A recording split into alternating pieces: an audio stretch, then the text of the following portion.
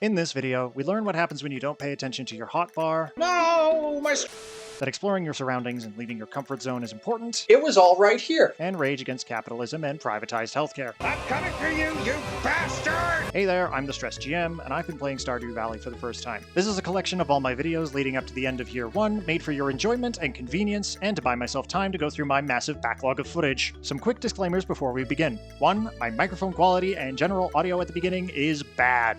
2. My editing is awkward and slow, but also gets better over time. If you can stick through those, then you're in for an entertaining experience as I fumble my way to some measure of success. Now sit back and enjoy.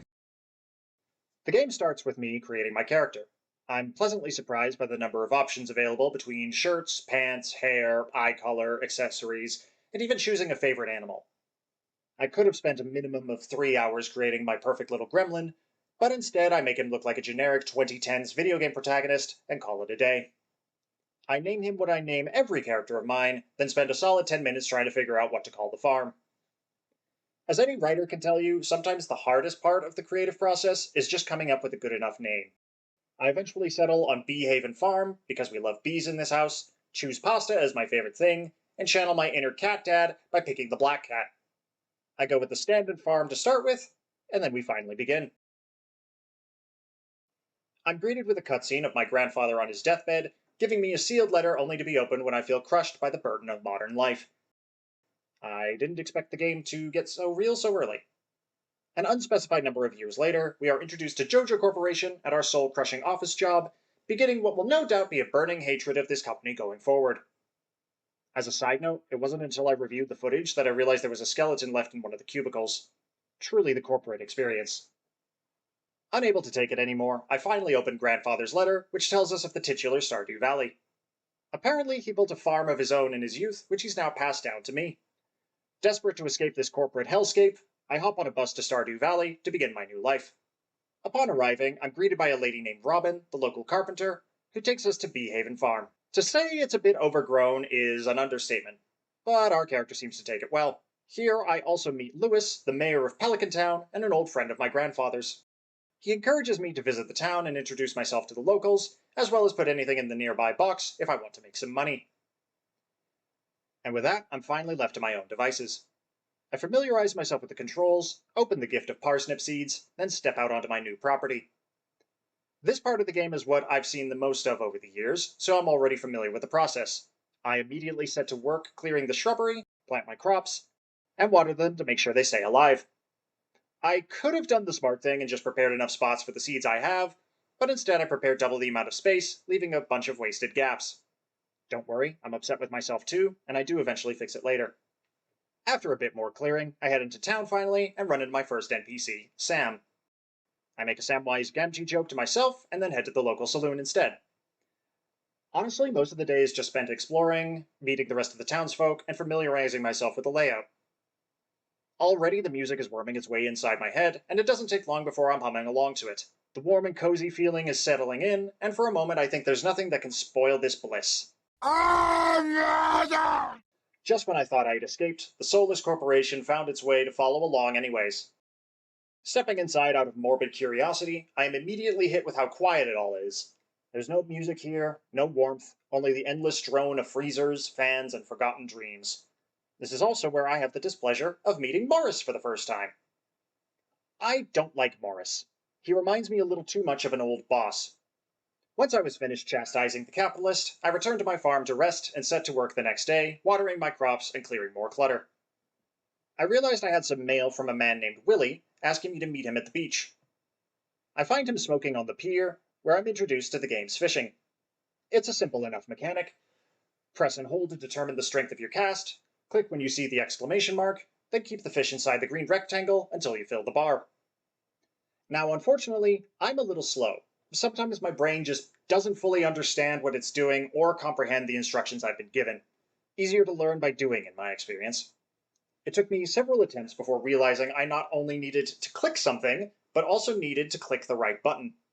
So behold, as I bumble my way to success.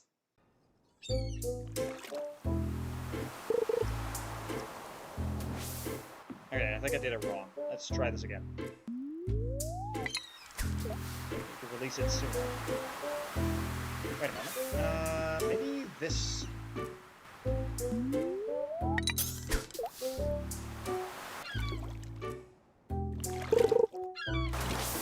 Okay, I'm doing it too early.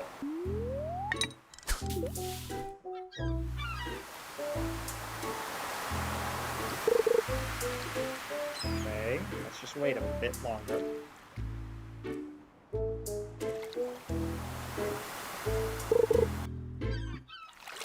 Or maybe I was supposed to hook it on the thing. I'll figure it out.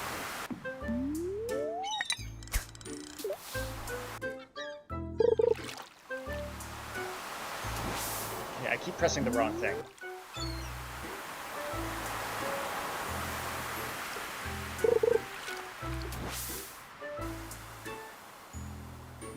I need to click it sooner or quicker. Yes.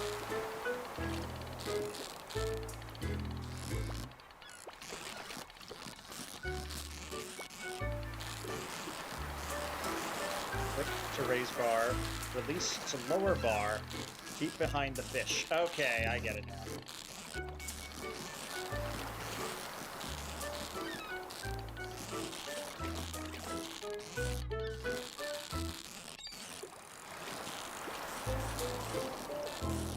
Oh, I get it. I was doing it wrong.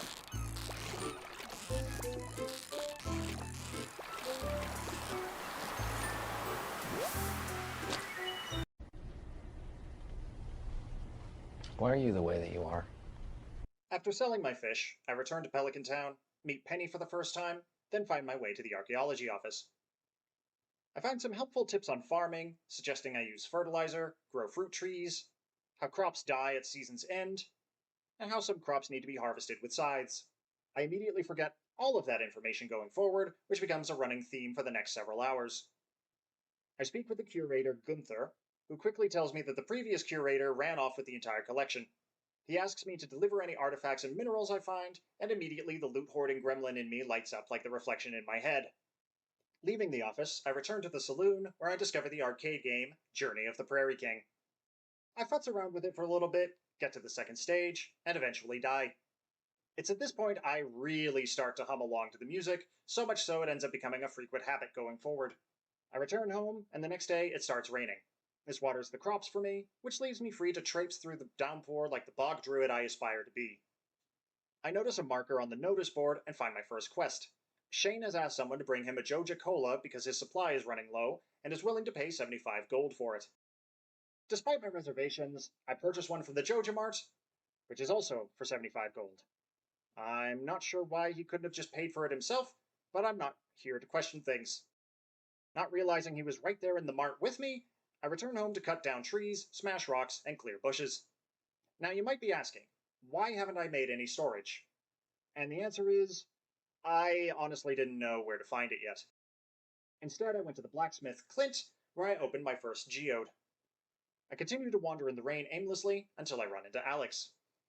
Once I was home for the evening, I finally pressed E and discovered the different panels that keep track of everything, from character stats, social interactions, the map, discoveries, and of course, crafting. I immediately craft a chest and store everything I don't need. On day 4, I finally figured out how to give people gifts by finishing Shane's request, was taken aback by the price of a local coffee, and bought 2 spaghettis by accident, which was very on brand for me. Other than that, my time was mostly spent exploring and fishing at the beach. Day 5 was more eventful than I expected. I joyfully harvested my first crop and gained the Raising Animals quest, tasking me to build a coop. I'm also told to build a scarecrow to protect my crops from being eaten by the local crows. Unfortunately, I also get some unwanted spam mail from Morris. It mentions a landslide caused by their drilling operations has been cleared, and gives a corporate legalese reason for why it's totally legal. I imagine a world where the workers unionize, and then move on. I go to find the carpenter to see about getting a coop built, and instead I run into the local homeless man, Linus. I immediately decide that he must be protected, along with everyone else in the valley. Below him is a shrine of what looks like either a raccoon, a fox, or a tanuki. This is the third of these shrines I've seen so far, the first being right next to my house, and the second down on the beach. A little to the right, I find a cave across the bridge, which immediately fills me with momentary dread. I know that monsters are in this game, and that you are able to fight them. but because I didn't have a weapon, I walk right past it towards the Adventurers Guild, which I'm barred from entering. Remember these two places. We'll come back to them, because I sure as hell didn't for a while. Speaking of remembering, the carpenter. I talked to Robin about the coop, which costs 4,000 gold, 300 wood, and 100 stone. I am obviously very broke at the moment and cannot build this yet, so I put that project on the back burner for a while. This is also where I met Demetrius, a scientist studying the local flora and fauna. On day 6, I work on more clearing, find a ruined building on my farm, as well as a cave I can do nothing with. I also finally remember that there's crafting, and make a scarecrow and some fertilizer, though I did the latter before doing the clearing. What? Bro, what are you talking about, man? Looking back on this footage helps me realize how truly scatterbrained I am sometimes, especially when I'm learning new things. It perplexes and scares me a little. Returning to town, I'm greeted by a cutscene meeting Mayor Lewis in front of the old community center. He explains the place used to be livelier in days past, but has since fallen into deep disrepair. Apparently Joja Corporation has been harassing him to sell the land to them and convert it into, no doubt, this world's equivalent of an Amazon warehouse. Despite the money being helpful, Lewis stubbornly refuses to sell it. Good on you, man. Don't cave into the pressure. We go inside and the place is indeed a wreck. It's eerily quiet, with only a ghostly wind accompanying us, as if all cheer and joy has been stolen from what was once the town's beating heart.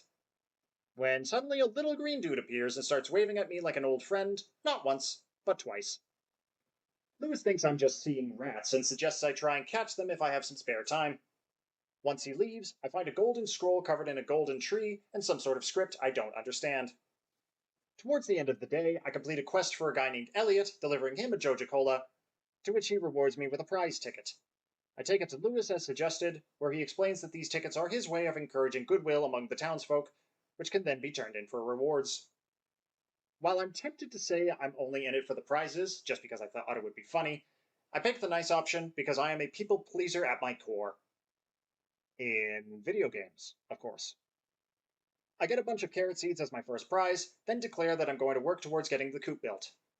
I make my farm look somewhat more presentable, then immediately get sidetracked after getting some mail from Rasmodius, the wizard. He's invited me to his tower to discuss the rat problem related to the community center. On my way there, I come across a purple wagon, which turns out to be a merchant. This person is a smuggler out of the Gotoro Empire, which I've heard mentioned at least once in the archaeology office. They sell what I assume are a bunch of illegal but rare goods, none of which I feel like purchasing right now. Makes me wonder if there's going to be more related to that down the line. At the tower, I am greeted by the most fabulous wizard in all the land. This is where we're properly introduced to the Junimos. They're harmless little forest spirits that have made the community center their home. They refuse to speak to the wizard, however, for reasons unknown at the moment. When I tell him about the golden scroll, he bamfs out of the place, yet hilariously uses the front door on his return. He translates the scroll for us. We, the Junimo, are happy to aid you. In return, we ask for gifts of the valley. If you are one with the forest, then you will see the true nature of this scroll. Rasmodius concludes that in order for me to be one with the forest, I need to drink the swamp water in his cauldron. Seemingly having no care for my own well-being, we drink the concoction, immediately turn green, and experience the mother of bad trips. This grants us the power of forest magic and the ability to decipher the Junimo scrolls. I'd like to say I went to the community center right after, but instead I realize I have some geodes and decide to go to Clint's instead. I'm glad that I did though, as it gave me my first mineral in the form of calcite, which can be given to Gunther to put on display. Community center now? Nope. Instead, I deliver a parsnip to George, stand in front of Clint's hoping he'll come out to talk, then go to the saloon and play more Journey of the Prairie King. As a side note, I don't plan on including every single detail like this, mainly because I don't want this video to be hours long, but I did want to showcase how easy it is for me to forget something or get distracted by something else entirely. This is a common theme throughout this playthrough so far, so consider yourself warned. On day 8, I do some more planting, some more fishing, buy some new kinds of seeds, then finally remember to check the community center thanks to Lewis. The scroll shows various different bundles with certain item requirements. If I complete one of the bundles, I receive a gift from the Junimos, and completing the whole scroll grants an additional reward. This seems like a long-term investment that I can't do a whole lot with yet, so I leave it alone for now. On the way back home, I investigate one of the graves and may have accidentally summoned a great old one. Almost immediately afterwards, I have enough items to nearly complete one of the bundles, so I circle back to the community center again, and now all I need is a leek to finish the first one. Nothing too interesting happens on day 9, other than finding a letter addressed to Pierre, the local grocer. Apparently the Joja Mart is threatening his livelihood after moving into town before anyone could protest it, but the local manager is willing to offer him a job as assistant grocer. All for the high wage of 5 gold an hour. Now I understand why Shane didn't want to pay for the cola directly. I go to confront the corporate stooge, but instead he tries to sell me a membership for the low price of 5,000 gold. I'm escaping to the one place that hasn't been corrupted by capitalism. Space! Suppressing my growing hatred of capitalism for now, I decide to do some more fishing to calm myself down before calling it a day. Day 10 is one of rain and clearing, and lots of it. As I chop down the trees, I make a reference to an old game that is probably only funny to me. After accepting a request to deliver some coal to Clint, I go to deliver it, only to discover that despite having the 10 required coal, the quest tracker only counts ones I've picked up since accepting the quest. This is honestly the only thing about this game that I don't like so far, and even then, it's the tiniest of tiny nitpicks. Day 11 dawns, and I'm greeted by the pretty sight of falling pink leaves that remind me of cherry blossoms. I've 2 messages in the mail, both from Robin. One suggests I build a well if I have a lot of stone, and the other is a quest to find her missing axe. When I go exploring again, I'm thrown into a cutscene of the 2 local children standing by a locked sewer entrance. Jas mentions that Gunther has an old rusty key that would probably unlock the gate. Before they can investigate further, though, a noise comes from within that scares them both off, and they both assume it's a monster. I open 2 more geodes, getting an earth crystal and a dwarvish helm, which of course goes straight to Gunther. Once that's finished, I go to Robin's, and instead of saving up for the coop like I've been saying to do, I build a well right next to my crops to make watering more convenient. Not much else happens until the evening, when a bunch of so-called mystery boxes are airdropped from the plane. Come the morning, I'm paid a visit by Clint, who gives me a blueprint to build a furnace, which can be used to smelt metal bars from ores. He also suggests I come to him to have my tools upgraded, something I've definitely been eager to do since the start. Right after, I'm also visited by Marnie, alongside a stray cat she found hanging around. She asks if I want to adopt him, and of course I say yes, because I love feline friends. I'm given the choice of coming up with a name for the little guy, so of course I pick random to see if any of them are good. Most of them are pretty meh, if I'm being honest, but then it suggests I name the cat either Trash or Bungus. I was briefly tempted to go with either just because they made me laugh. About 5 minutes later, I settle on Loki because it seems like a fitting name for a black cat, which happens to be my favorite cat in real life too. This instantly becomes the best game in the world when it allows me to pet the kitty. Any game that lets you pet the dog or the cat is automatically the best. I don't make the rules. Checking my mail, I learned that the next day happens to be Pelican Town's annual Egg Festival.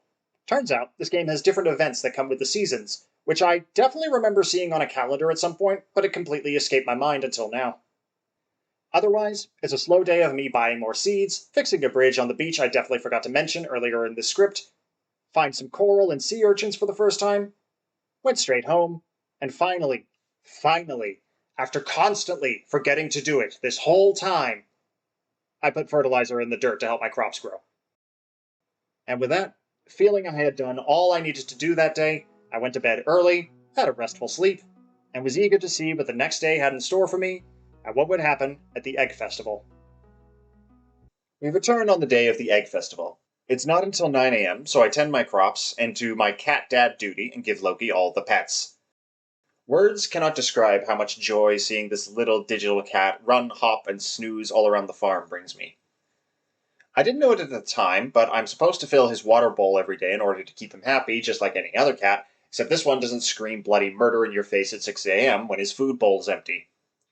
I would love him even if he did do that. Come the appointed time, I go into town to find the Egg Festival in full swing. Time doesn't pass while I'm in these events, so I have all the freedom to go about the place for however long I want. Pierre sells special items on days like these, most of which I can't afford because I haven't been saving money. I do buy a single bag of strawberry seeds, though, something I'll come to regret later. Speaking to everyone, they all have one or two unique things to say related to the event. Some highlights include Gus's egg contributions. I hope everyone's enjoying the food. I've been cooking for days to get everything ready. Fried eggs, boiled eggs, poached eggs, deviled eggs, scrambled eggs, chocolate eggs, you named it. This actually sounds very nice. Pam spiking the punch with what I assume to be liquor. I put something nice into the punch. Oh, you scheming devil, you. Well, where's the punch?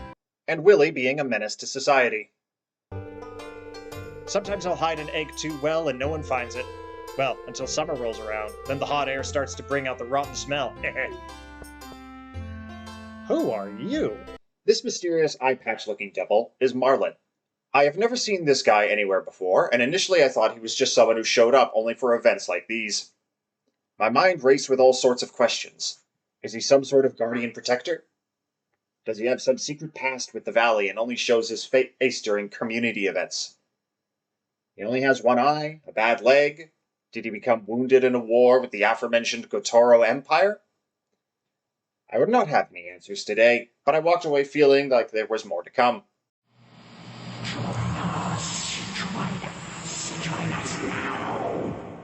On that note, I'm going to try and put a bit more focus on my relationships with the characters going forward.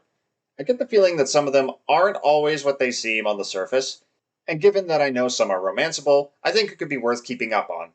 Let me know if that is something you want to see more of. Once I've had enough social interaction, I go up to Lewis, who gives the go-ahead to start the festival proper. The goal is simple. Run around town collecting as many eggs as you possibly can within the time limit, and the person with the most eggs wins a prize. This feels rather unfair as it's 2 adults versus 2 small children, but then again, I've been outrun by children with far more energy in one day than I could have in a year, so maybe that evens it out. I blitz across all of Pelican Town and manage to gather 10 eggs just in the nick of time. When the time runs out, Lewis gathers us all together again, makes a jab at everyone about cleanliness, and announces the winner. To my surprise, it ends up being me. So either I just got lucky, or I'm a god amongst egg hunters.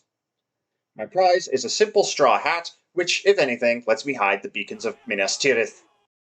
The next morning, I find the well has been completed, which will make watering crops all the more convenient. Once the chores are done, I set myself a goal, and that's making money. The Egg Festival helped me realize that having some money saved up to buy whatever Pierre has on sale is a good practice. That and money is a major component in building additions to the farm.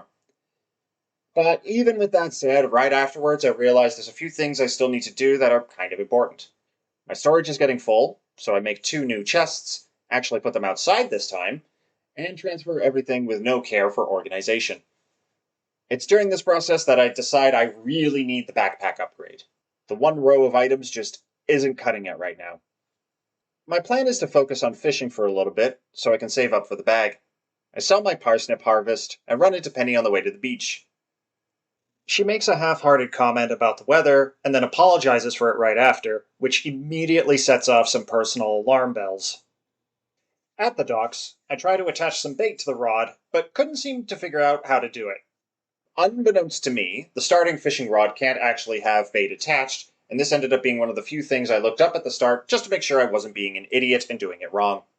I'm starting to get the hang of this fishing thing, as this round is far more successful than my previous attempts. I also fished out my first treasure chest this time around. Basically, sometimes while fishing, a little chest will appear in the minigame, and you have to simultaneously try to fill in the bar for it, while also trying not to lose the fish. While this one is successful, more often than not, my greed ends up being my downfall.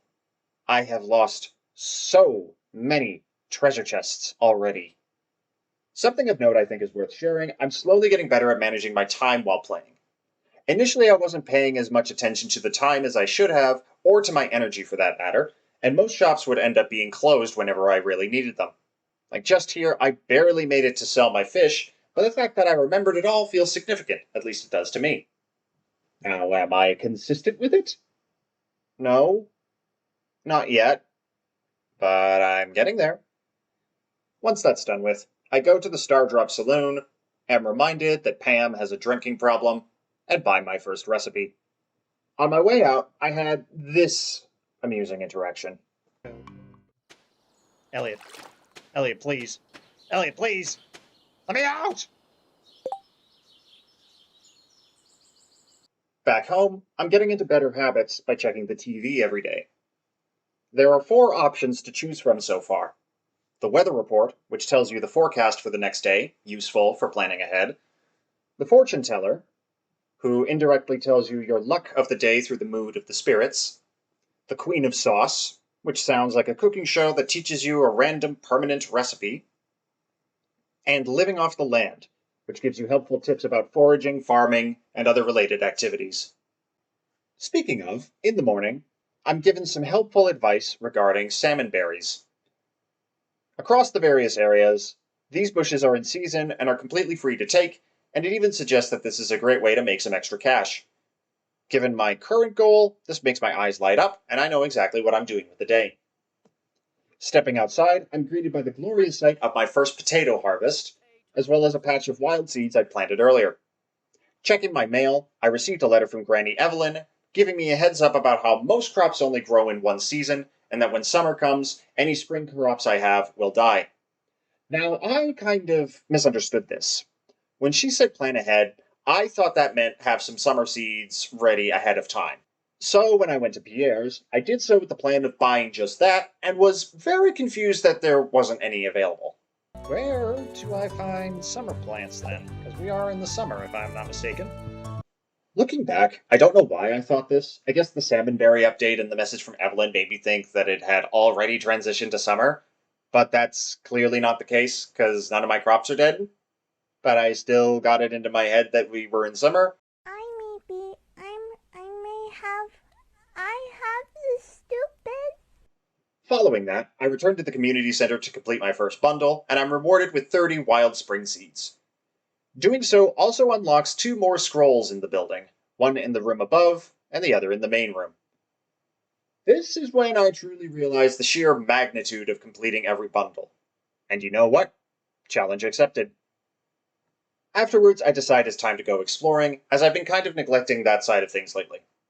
I talk to Linus by the lake, walk past the ominous cave again, then check out the Adventurers Guild, which is still closed off to me. Right. Ruin Adventurers only. When do I get a sword? Most of the exploring boils down to gathering every single salmonberry I come across. It doesn't last long though, as I take a path that circles back home, and I decide that I'm going to spend my time clearing more of the land. Of all the things I expected to fall out of a tree, a velvet coat was not one of them. Concluding the rather productive day, I go to sleep and unlock a number of different recipes from increasing my proficiencies. I should probably talk about that, huh? Long story short, the more you do something like fishing or watering, the more you increase your proficiency in that thing. And the more you increase it, the more stuff you unlocked. In this case, I unlocked a stone fence, a mayonnaise machine, a sprinkler, a cookout kit, and moss soup. Given my habit of forgetting to craft literally anything, we're probably not going to see these in action anytime soon. With the morning comes another harvest and lots of mail. First is from Robin, apologizing for joking about the size of my house, and saying that I can have the place expanded to include a kitchen, which in turn will allow me to cook recipes. Next is an update from Willie, informing me that he has a better fishing rod and some bait for sale now.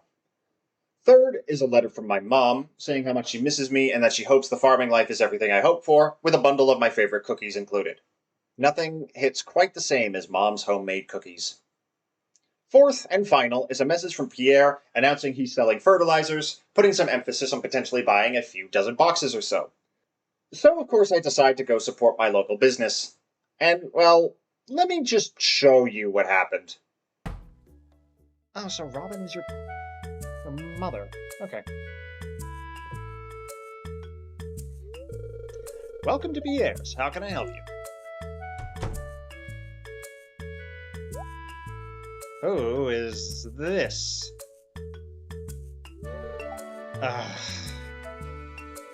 This bitch.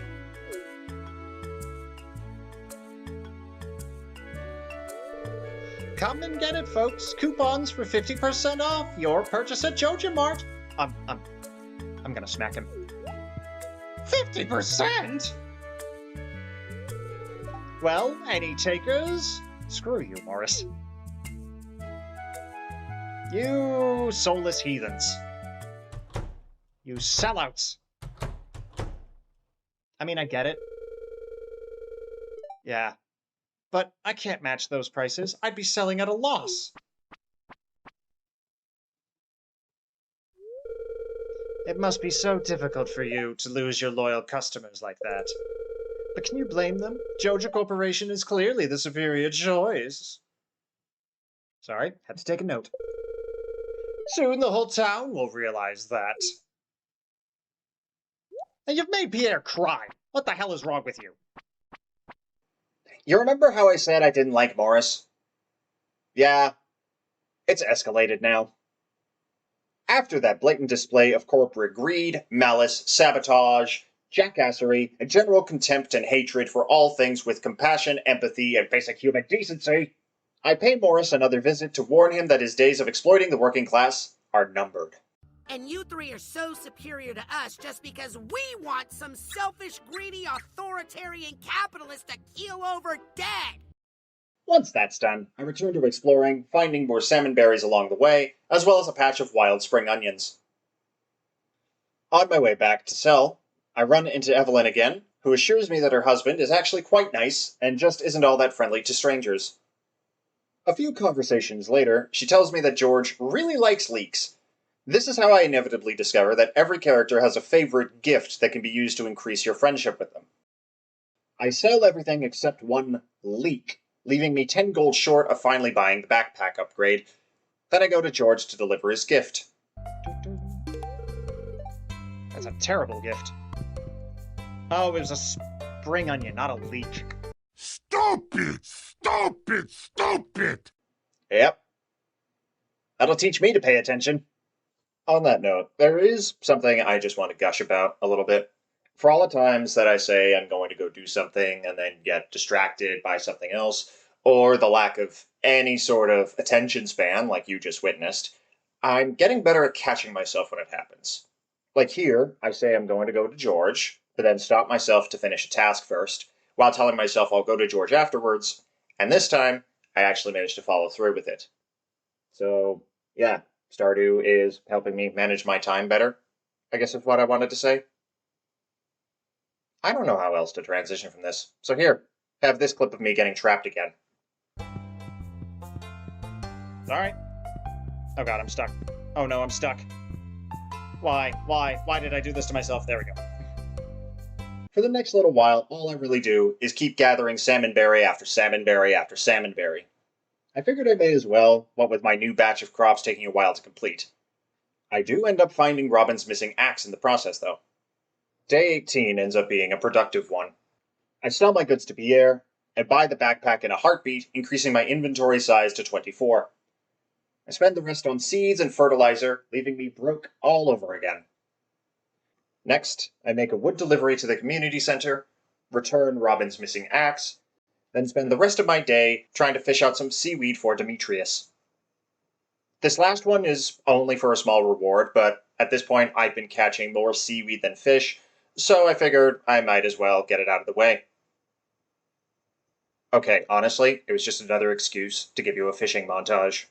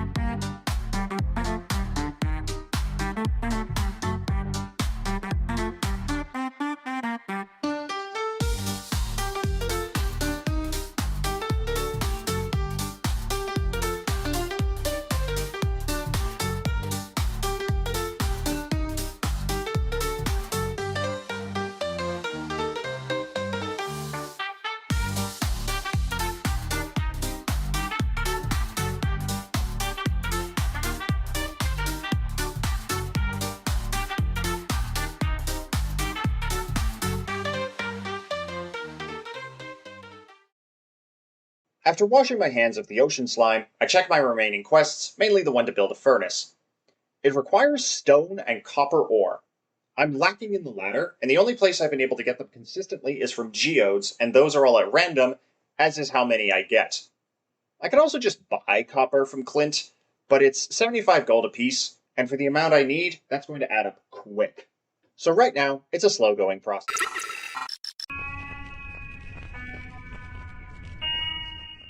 While reviewing the footage at this point, I realized I completely forgot to mention that at some point I planted my singular strawberry seed. It's this solitary plant at the bottom of this line of tilled earth that I accidentally made. This thing is my pride and joy, and I cannot wait for its first harvest. Nothing significant happens on day 19, but I did want to share this one little goof I made.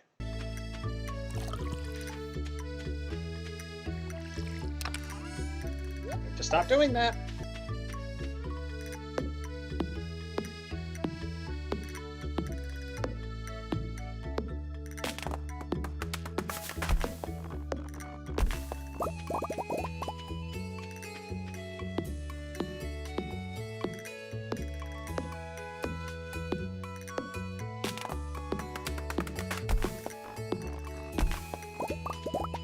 Oh, that's annoying. I do start to discover the power of food, though. For now, it's just field snacks to help me get through the busy workdays, but I imagine higher tier recipes with better ingredients come with even greater bonuses. I just need the damn kitchen. I try to make a fence just to experiment with the crafting a little bit, only to immediately destroy my creation like any dramatic self-loathing artist. Afterwards, I go to Clint to see if I can buy some copper ore off of him. In my endless folly, however, I failed to pay attention to the time.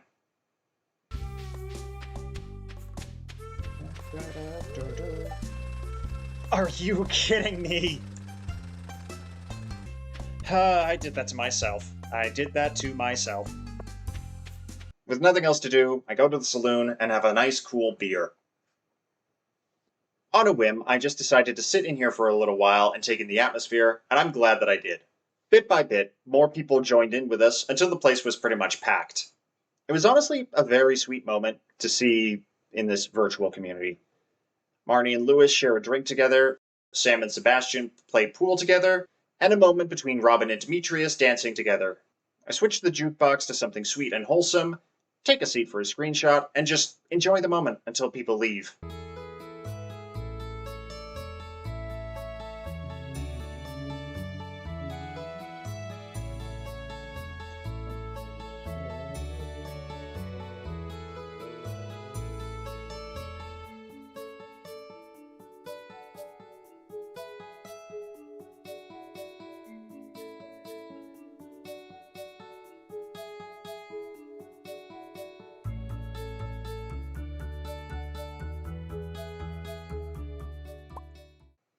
As I do, I'm met with a surprise, and rather than talk over it, I'll just let it play out. Oh?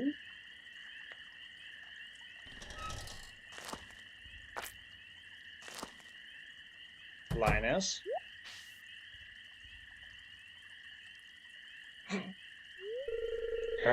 Sounds like those raccoons are back again, filthy varmints.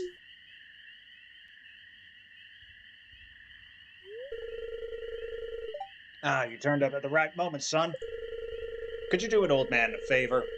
Could you go around the corner and scare off those raccoons for me? They've been causing a real mess. Thanks. Make sure you give them a good scare so they never come back. I need to stop doing the accents, man. I keep slipping into them.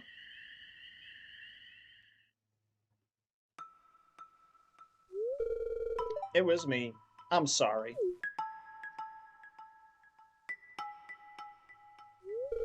I find a lot of hot, fresh food in these cans. Stuff that will go to waste if I don't take it. Oh, buddy.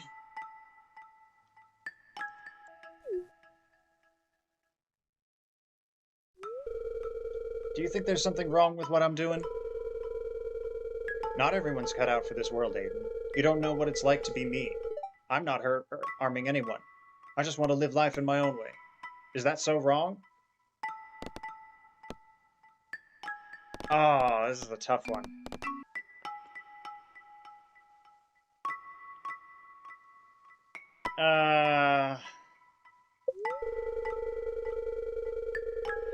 Please don't make me regret this.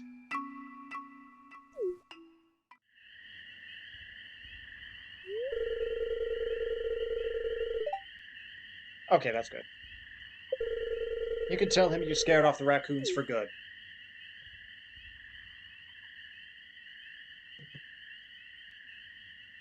Right into Gus's.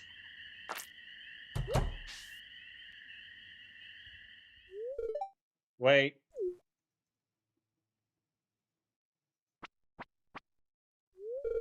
I know what you were doing, Lannis. If you need food, just ask. I don't want anyone in Pelican Town to go hungry. Here, I've got a basket of zucchini fritters for you. Just make sure you dip them in my spicy marinara. Go on, take it. That's really sweet. What the hell? This game already had my attention, but this was the moment where it really stole my heart. I don't know if there will be more scenes like this, but I am fully invested in everyone's story from here on out. Nothing really interesting happens on day 20. I do end up caving and buy as much copper ore from Clint as I can afford, and spend my evening gathering stones for my property.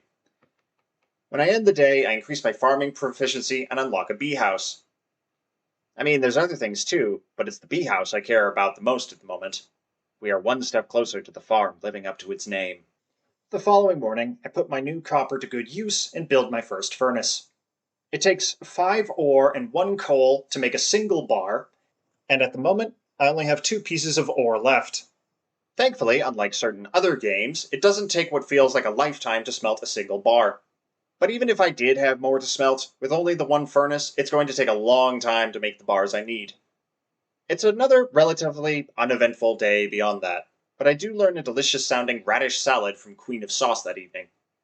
I'm also starting to sell stuff in the box more than Pierre's, as I finally realized that it shows your total amount of money earned using the box. Why it took me this long to notice that is anyone's guess at this point. Day 22, I declare once again that I'm going to build the coop and spend all my money on seeds to work towards the endeavor. This requires a field expansion, which I managed to mostly not fuck up. I go the extra mile and make fertilizer of my own, and as the cherry on top, I even make some wood paths and add an extra scarecrow for good measure. It's not a perfect garden, but you know what? It's my garden, and I'm proud of it.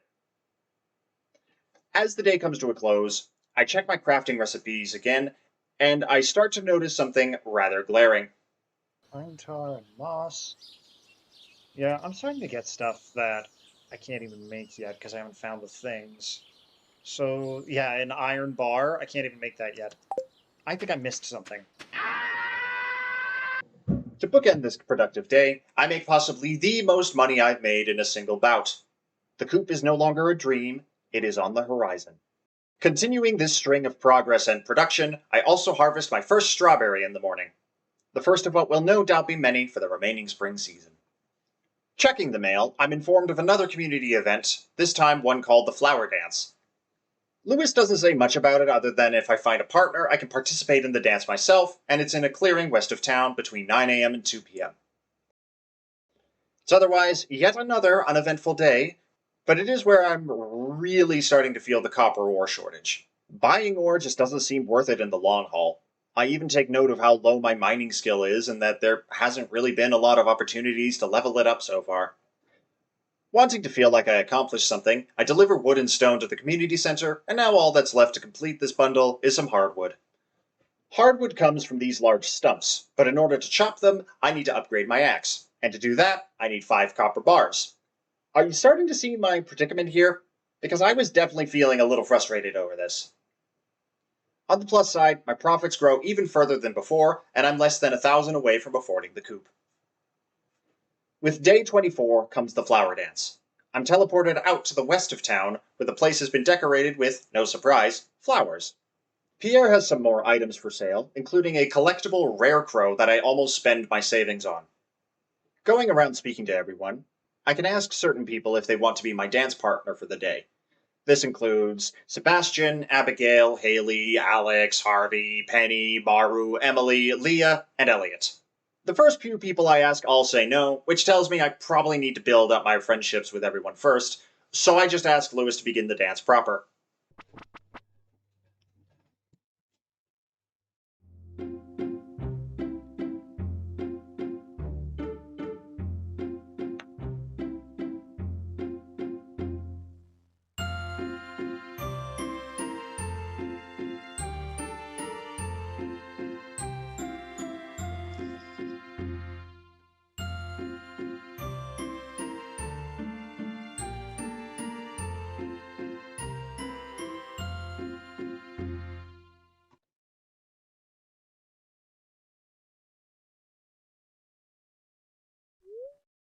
That was fun. Time to go home. Certainly a much shorter event than the Egg Festival, but still very cute. On day 25, it starts out, as most Thursdays do for me, with a mistake that makes me question my competence.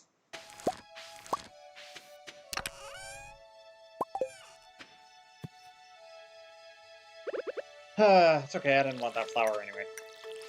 First thing after that painful mistake, I deliver a parsnip to the community center, sell the rest to Pierre, then spend most of my money on potato seeds because this Thursday has spiraled out of control. To make some of my money back and feel better about myself, I spend the next couple in-game hours just fishing. It helps that I've started getting really good at the minigame at this point, making it an absolute breeze.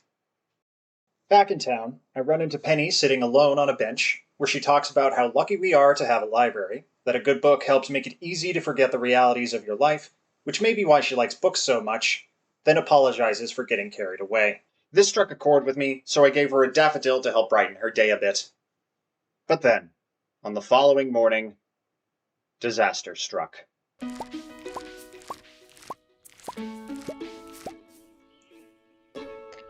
No, my strawberries! Little did I know that destroying that one plant was actually foreshadowing the whole time.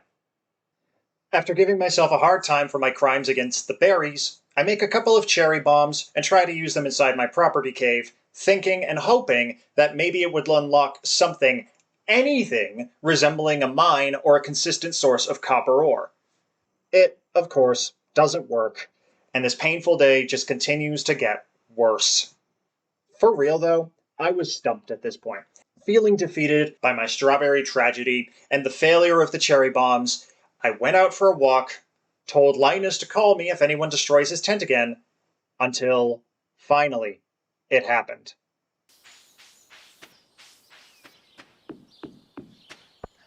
I don't think I've got in here yet. Oh, this is where you are! Oh my god, I am a doofus!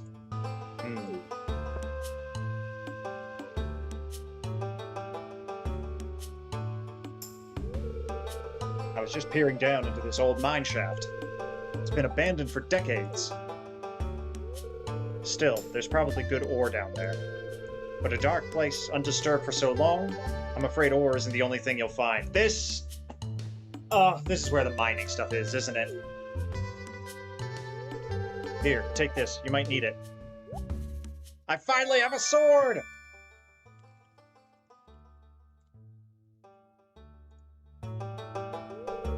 You received a rusty sword. Name's Marlin, by the way. I run the Adventurers Guild right outside.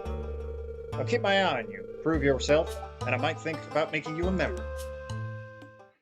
Remember in the last video how I said I wouldn't come back here for a while? This is what I meant. Between then and now, it's been almost 6 hours worth of gameplay. I cannot overstate how equally elated I was and how absolutely dumb I felt at the same time. I even passed it at one point earlier, and I still didn't go inside. This is where everything I needed is. Ore, stone, treasures for the museum, bug meat, combat. It was all right here, and I completely missed it because my ADHD goldfish brain couldn't bother to remember that this place even existed. Apparently that's a trigger for me. So, moving on from that little rant, I was reinvigorated by this discovery. I dropped off the treasures to Gunther and declared proudly that I was going to spend the whole day delving deeper into the mines and claiming its treasures for my own. But, of course, me being me, I found a way to screw that up too. This is what happened. It was like 7 p.m. at this point in the recording, and I was tired and hungry. Both of which were really contributing to a lot of the mistakes I was making on this particular day. So I did the smart thing. I paused the recording, went to go make some food, took a little break, then came back to return to the mines. And like an absolute buffoon, I forgot to unpause the recording when I came back.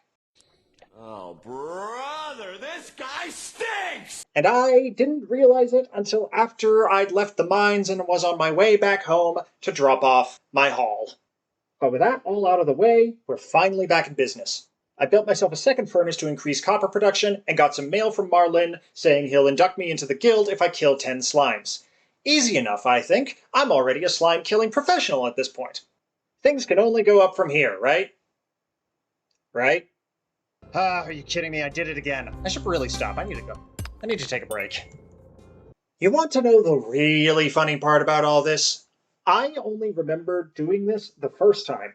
I didn't even remember that I'd paused the recording a second time, or why I did it in the first place, until writing this script. Even now, I still don't remember why I did it. This whole recording has been a hilarious disaster. Just a series of unfortunate mistakes both in and out of game. I don't know how to top that. There's nothing I could do right now to eclipse that. And honestly, I wouldn't have it any other way. So I just do a little fishing for a quest, drop off some more treasure, complete more copper bars, chop a few more trees, and bring this disaster chapter of my Stardew Valley journey to a close. I have officially made it to my first day of summer. It starts off strong with another letter from my mom, along with some money from my grandpa, and an adorable letter from a so-called hat mouse offering to sell hats. My crops from the previous season have died, despite my best efforts to try and resurrect them otherwise. Thus, the first order of business is buying a new batch of seeds. I get 5 of almost everything, then go in search of the hat mouse. Along the way, I discover sweet peas as a new forageable item. Eventually I do find the mouse, but can't afford his wares after my seed spending spree. Dropping the goods off, I prepare for a trip into the mines to complete a couple of slime-slaying quests I've picked up. So, quick TLDR on how this works. The mine is composed of levels. How many? I don't know. Breaking the smaller stones is a chance for a ladder to appear that then takes you down to the next level. Some stones have a chance to spawn with copper ore. And the deeper down you go, the more likely you run into monsters. At these early levels, it's mostly just slimes, flying bugs, and the occasional rock crab, all of which have a chance to drop loot. Every 5 levels unlocks an elevator stop, which allows you to quickly get down to the deepest areas without having to trek through each other level you've already done. Repeat until you're either out of energy or night falls. On this particular expedition, I try to reach depth 10 and kill all the slimes I need, but the time reaches midnight and I decide to call it off. Rushing home, I make it back by 1:30 AM, and this is how I find out that you don't recover all your energy if you don't go to bed before midnight. Just like real life. The morning after, I put some effort into making my farm look like someone actually gives a shit about it. I make way more fertilizer than I need, then plant some wheat, tomatoes, peppers, blueberries, melons, and radishes. At this point, I don't know which is better, focusing on just one crop or having a large variety early on. Feel free to let me know down below. Or just tell me that I'm doing everything wrong like I tell myself every single day. Realizing I need more seeds, I go to buy more and discover a spice berry along the way. That's it. Nothing special. I turn in the slime quest for Lewis and cash in my prize ticket for a bunch of mixed seeds. Then, shocking no one, it's back to fishing. Hey guys, you wanna go fishing? We'll go fishing, okay? After a less than successful catch, I get a cutscene upon entering the fishery. Oh, a cutscene. Ahoy! Come in, make yourself at home.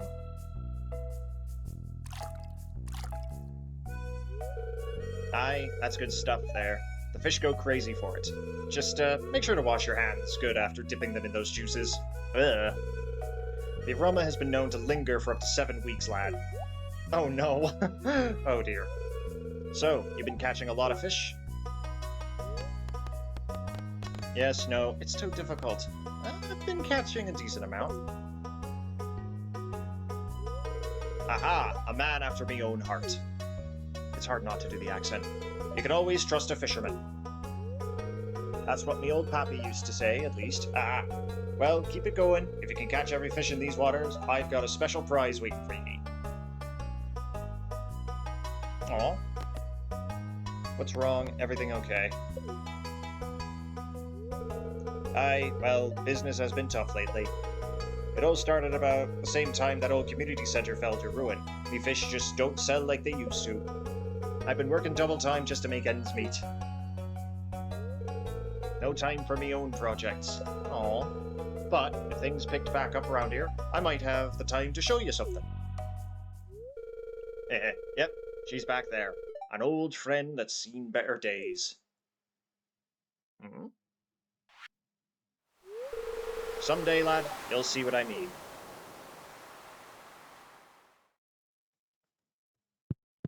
That's all well and good, but, let me sell you some fish. Pretty salty. Yeah, I bet. Nope, don't buy anything. We do not need to buy anything. I return home, plant and water the rest of my seeds, then call it a successful day, only to be notified of an earthquake in the evening. Oh, is that for the storm? Oh, never mind. Brushing past that terrifying aspect of nature, I check the mail and read a letter from Mayor Lewis asking me to retrieve his lucky purple shorts, with a lot of emphasis on being discreet about bringing them back. It's alright, I'm not one to judge, but also, what the hell, man? What are you up to? Curious about the earthquake, I go on an adventure to see if anything's changed, and find another forageable, some grapes. Nearby, I find a previously blocked pathway is now open, which leads up to a bathhouse. It's fitted with a gym, showers, and a steaming hot pool. And up above that are some train tracks and another blocked pathway. Curiosity sated, I delve back into the mines, forgetting to bring food with me, a recurring theme, and complete my initiation into the Adventurers Guild. Still no depth 10, but that's okay. Entering the guild, I find that Marlin sells weapons, boots, rings, and decorations, while his buddy Gil gives you rewards for slaying a certain amount of monsters. Following that, I complete a bundle at the community center, receive some summer seeds, and unlock the boiler room. Overall, a successful day, made better by leveling up my mining and combat proficiencies, finally! On day 32, I'm greeted by yet more fantastic music.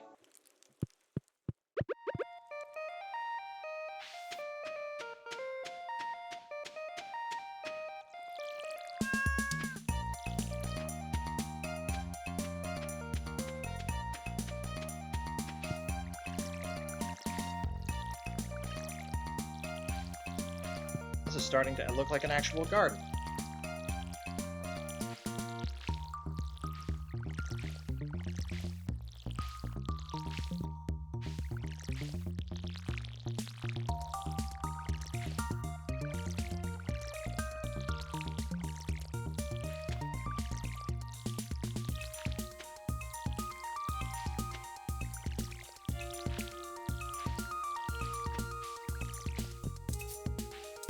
Oh.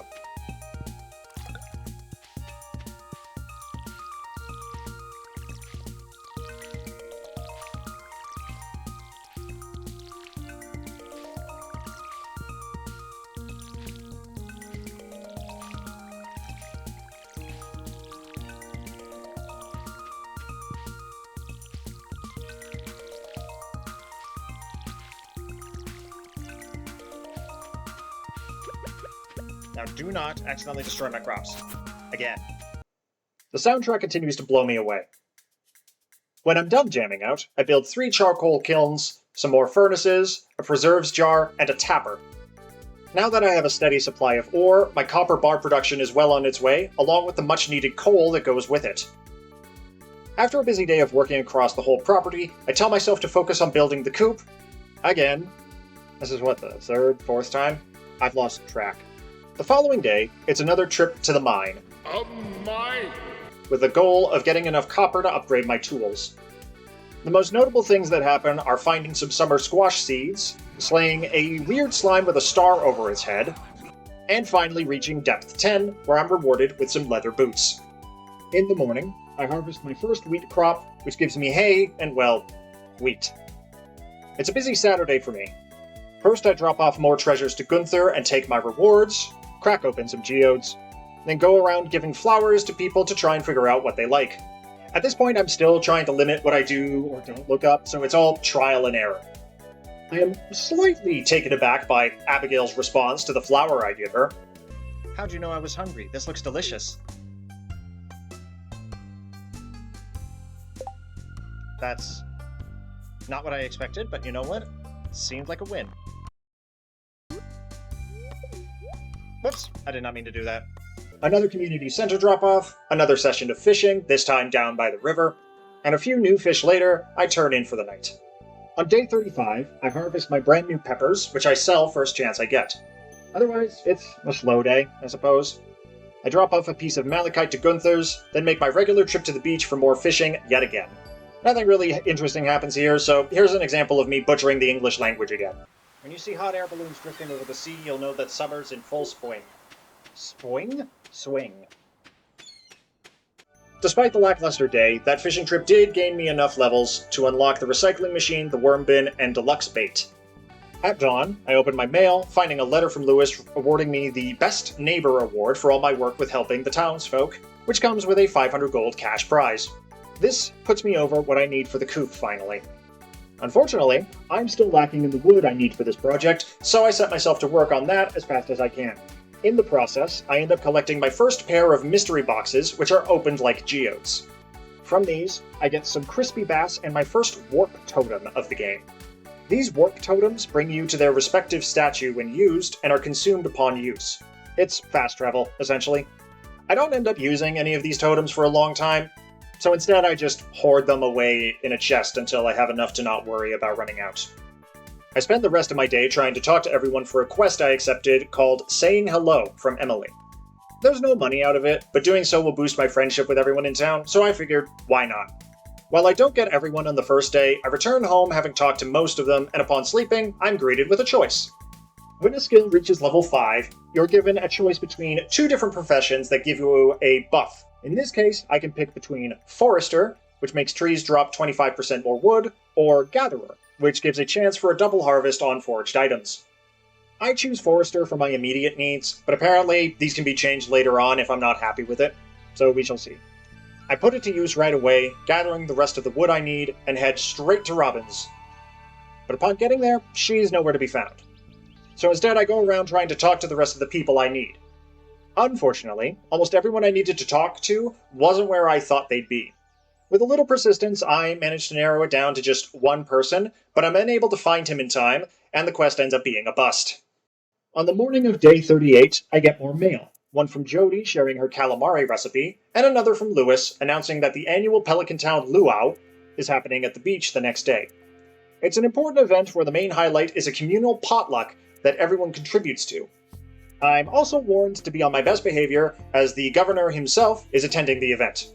Now, because I'm a fool, and haven't been checking the calendar frequently for these events, I have nothing prepared for the potluck, nor do I have any idea what would be considered a good contribution to it either. In my blind panic, I build a cookout kit with nothing to cook in it. Thinking fast, I rush to Pierre's, thinking he'll be my salvation. Are you sure about that? Are you kidding me? I forgot it was a Wednesday. Either that's just incredibly funny timing, or that's intentional. So, after that, I go fishing instead, initially hoping to cook it into one of my new recipes. But this is me we're talking about, and you already know what I'm like at this point, so you can probably see where this is going. Okay, crap, I need wheat flour for that.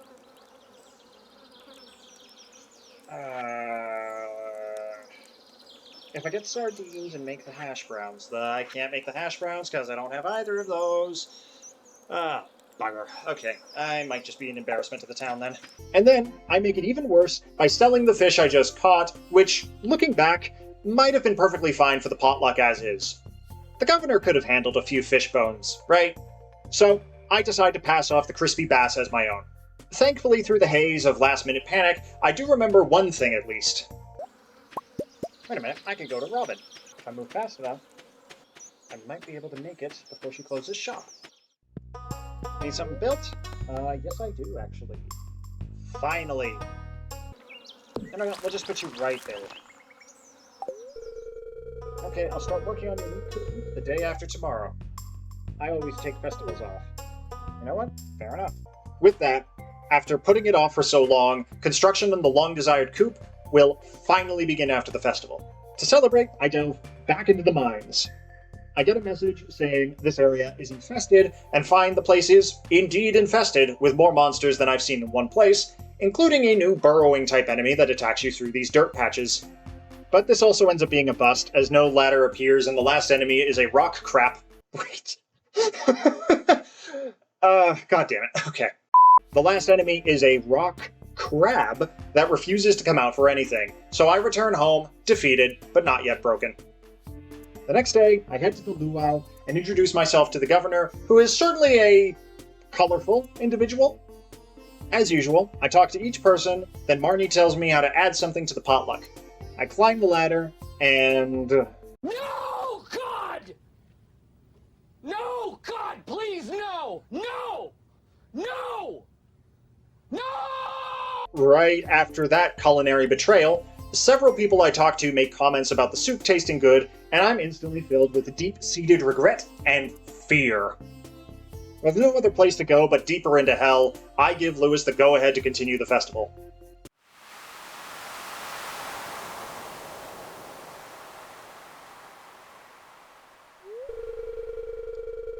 Once again for the potluck ceremony. I trust that you all put high-quality ingredients in the pot this year. We don't want the governor to regret his visit to the valley. Well, Governor, would you do us the honor of tasting the soup? Of course! I've been looking forward to this all year.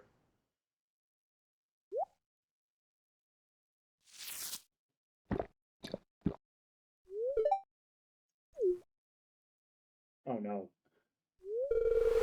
It's actually kind of disgusting. I think I'll pass on the soup this year.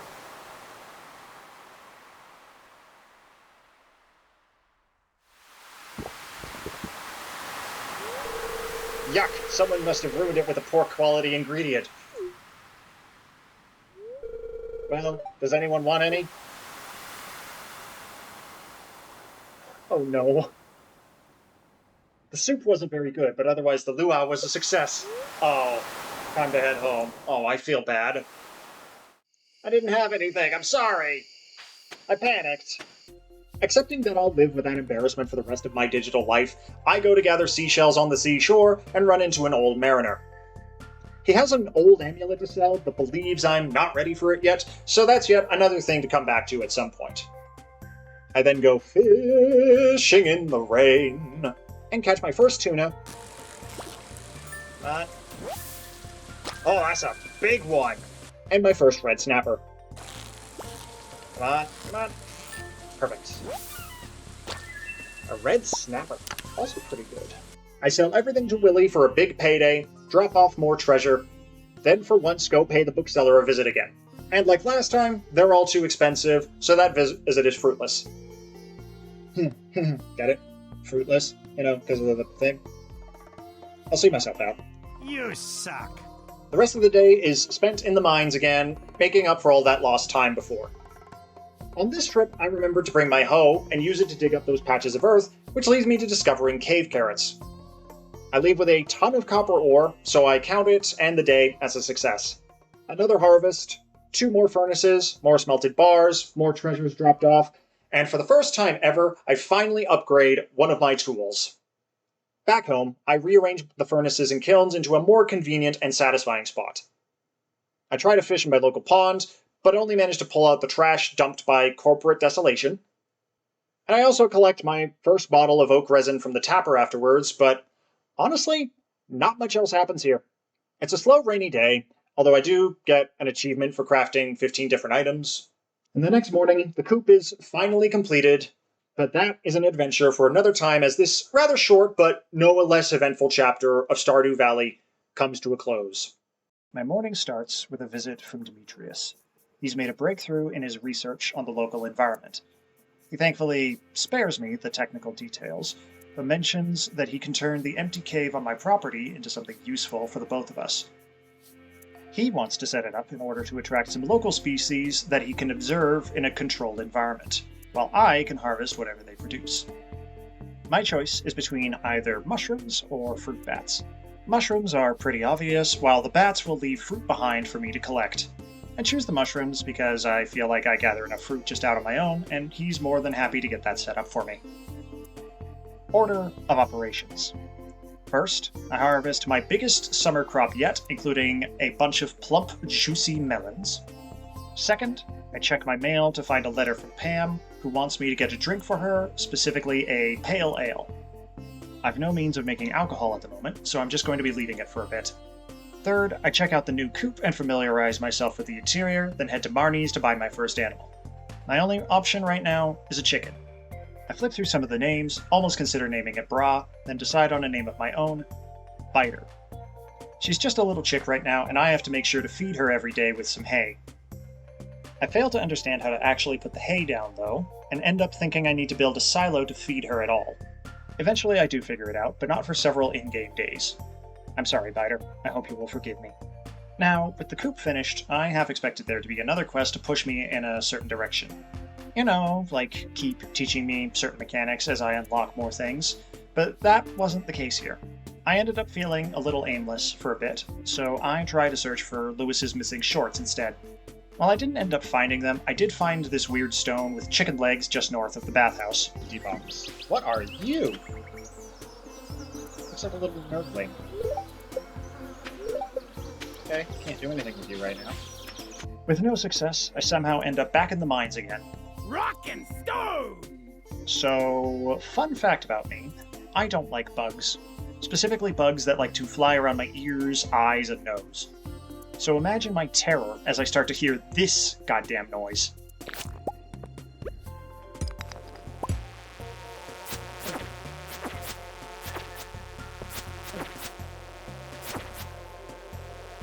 Come on. Ugh. Do not like things that fly in my face. After thoroughly smashing them into a fine paste, I descend further down to level 13, and that is the furthest I'm going to get on this run. What?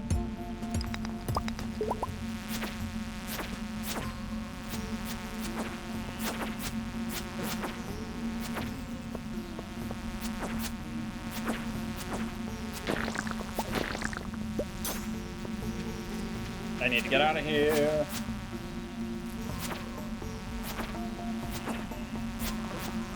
Yep, I'm getting out of here. Okay, don't go too deep. Otherwise, bugs.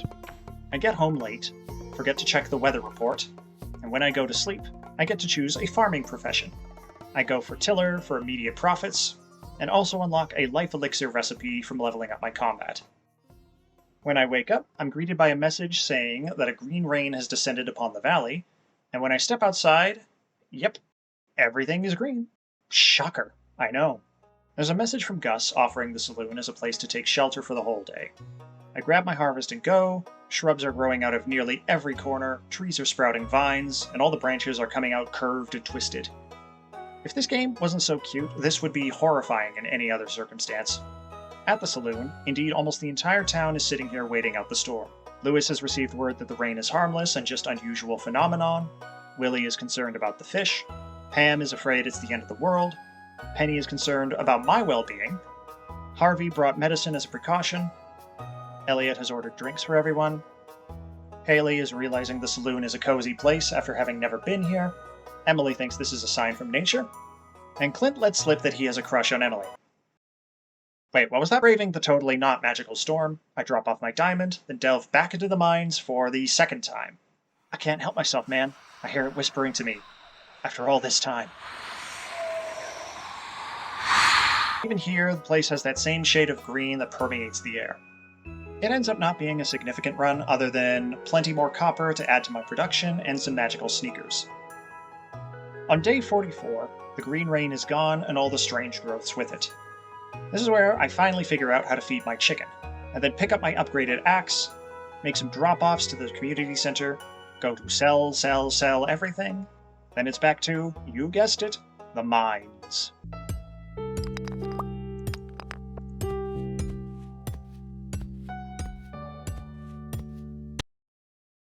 Oh no!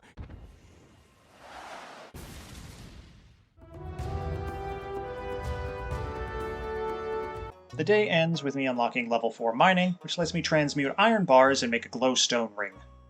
After seeing my massive payout from my recent selling spree, I go out to test my new axe on a large stump, which drops several pieces of hardwood and a mahogany seed.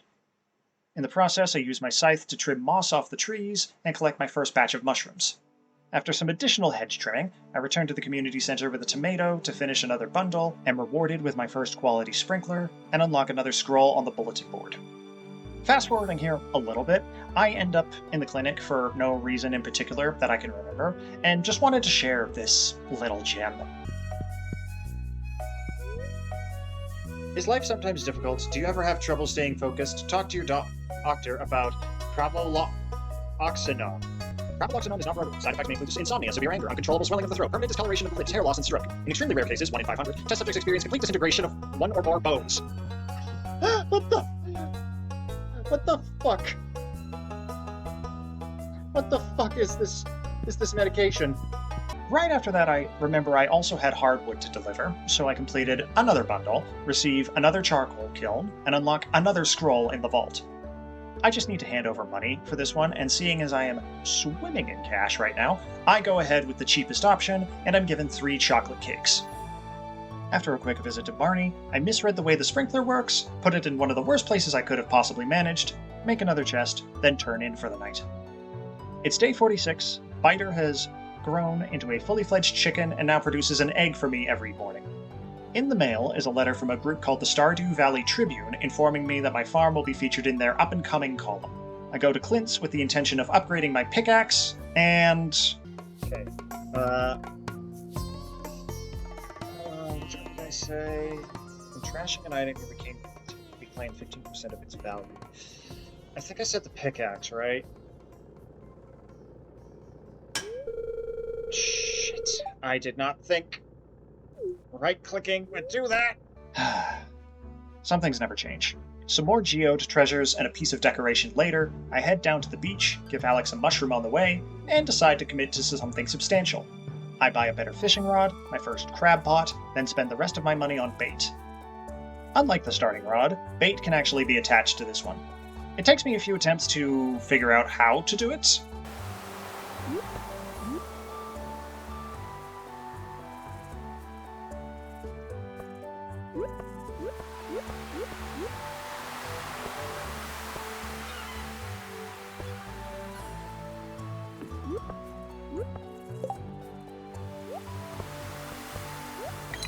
Okay, there we go.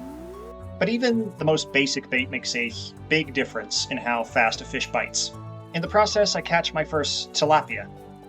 Tilapia? Which just so happens to be one of my first purple star anything. To my knowledge, this is the highest quality you can get, so of course I sell it first chance I get. Some more community center drop-offs, some more experimental gift giving, then I hang up my new painting, collect my first egg, and bring the day to a close. Day 47. I harvest a big patch of melons, peppers, and blueberries, reposition my sprinkler again, pet the cat, fill his bowl, chop down some trees, buy some hay as a precaution, then it's off to the beach to check my crab pot. Who shattered your cornflakes today?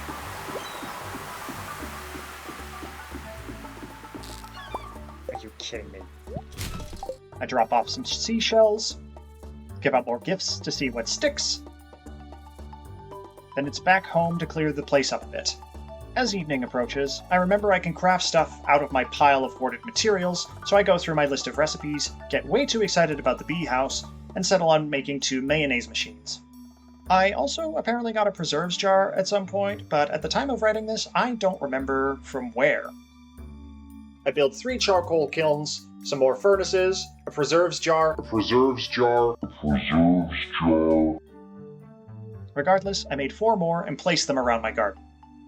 I don't immediately use them, but don't worry, we'll get there. With day 48, I'm greeted by a reminder that the Trout Derby has started. This is a mini-event that's taking place over the course of 2 days, but that's not quite as grandiose as the flower dance or communal poisoning attempt. I mean, potluck. Yes, potluck. Totally. My mail composes of a letter from my mom about seeing me in the news, and a request from Demetrius for one of my melons for more of his research. But first, fishing. I go to the beach, not realizing that the derby actually takes place by the river. But this ends up being a smart thing to do as a cutscene plays upon my arrival. Oh. Odd I didn't get a cutscene. Oh, was it because of the time? Oh, hi. It's Aiden, right? Am I making a friend? I'm just enjoying this great weather.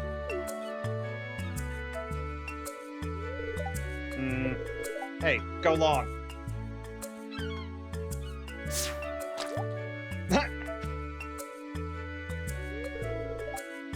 Nice try. I'm going to be the first professional grid ball player from Stardew Valley. There's no doubt in my mind. I already led my school's team in the regional playoffs. Now I'm just training and getting stronger so I can claim my spot on the roster of the Zuzu City Tunnelers. You just wait. Wow, you're really arrogant. Nah, I'm not doing that. I believe in you.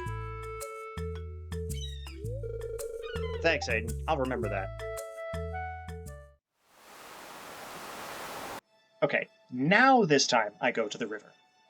It's mostly a collection of people from out of town, and while it's not a competition, there are prizes and bragging rights to be had. Every rainbow trout you catch has a chance to come with a golden ticket, and these can be turned in for a reward.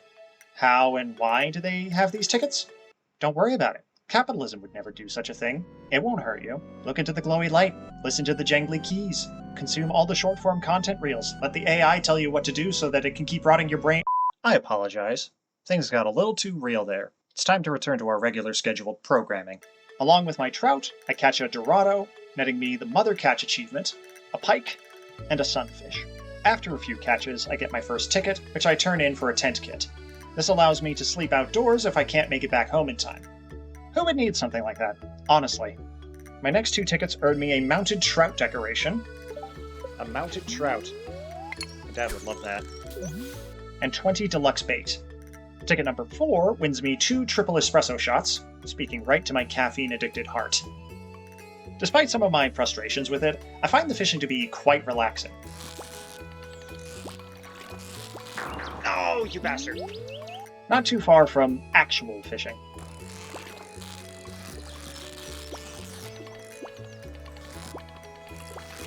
Why are you being so jumpy?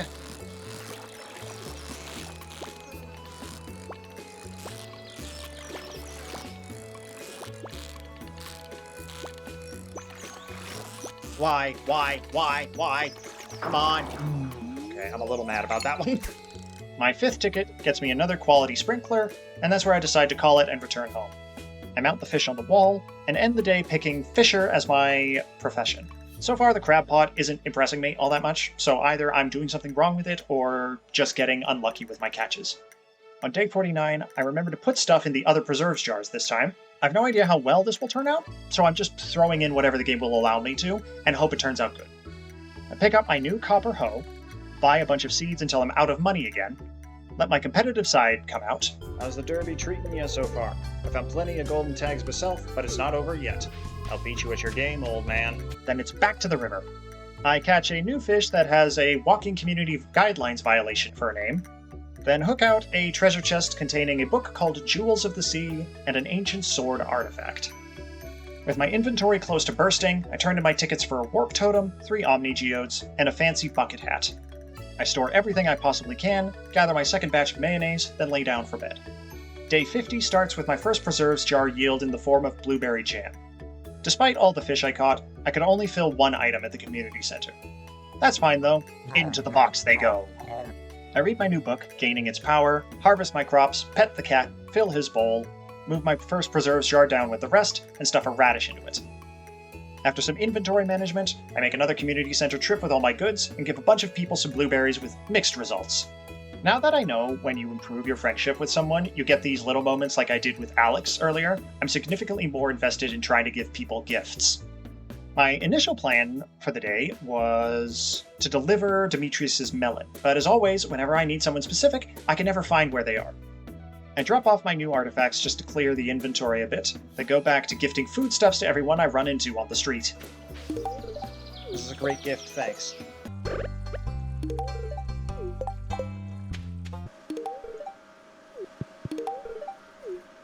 Even you get a blueberry Clint. Thanks. So, such a stupid gift. Well, screw you too.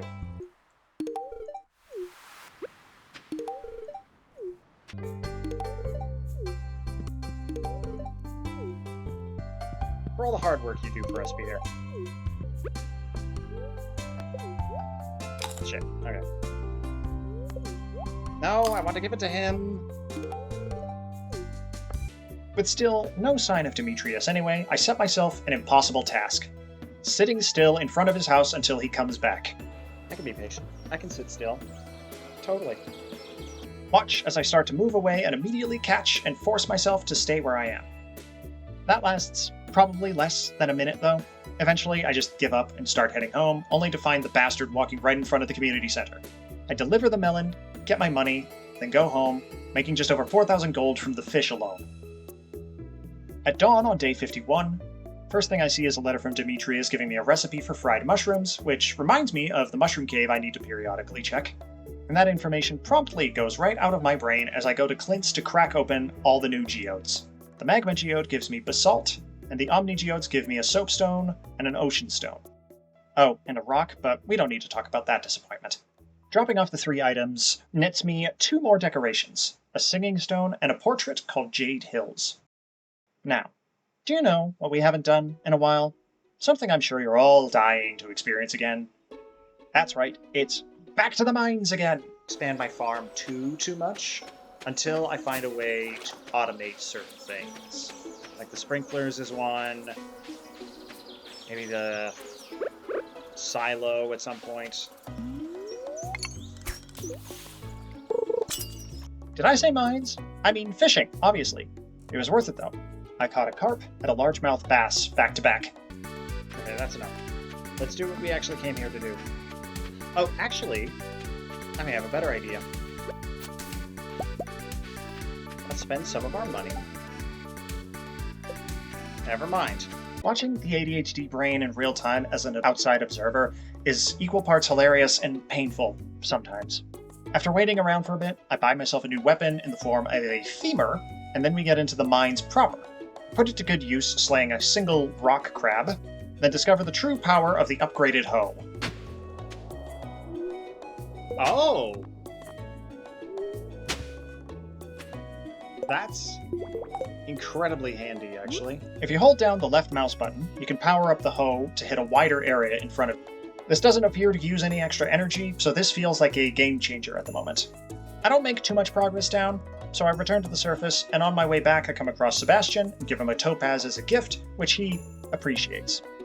Once I'm home, I find my other preserves jars are finished, getting me some pickled tomato, spiceberry jelly, grape jelly, and melon jelly. The day ends with me reaching farming and fishing level 6, which unlocks the hardwood fence, a cheese press, and a quality sprinkler, and a bait maker, a spinner, a trap bobber, and a sonar bobber, respectively. Top that out with a juicy payout, and I would call that a highly successful day despite the personal shenanigans. We're on day 52 now, I think. I could be wrong. My cat does a cute little hop, for which he gets all of the pets all over again, and I remember to pet Biter this time too. In my attempt to put my new hoe ability to good use, this happens. I had the wrong fucking thing equipped. Mark it off your bingo cards, people. I fertilize all the empty gaps I've been neglecting, plant all the seeds I can, then stupidly put some wheat right between all the other plants, forgetting I need the scythe for it. It's okay, we'll cross that bridge when we get there.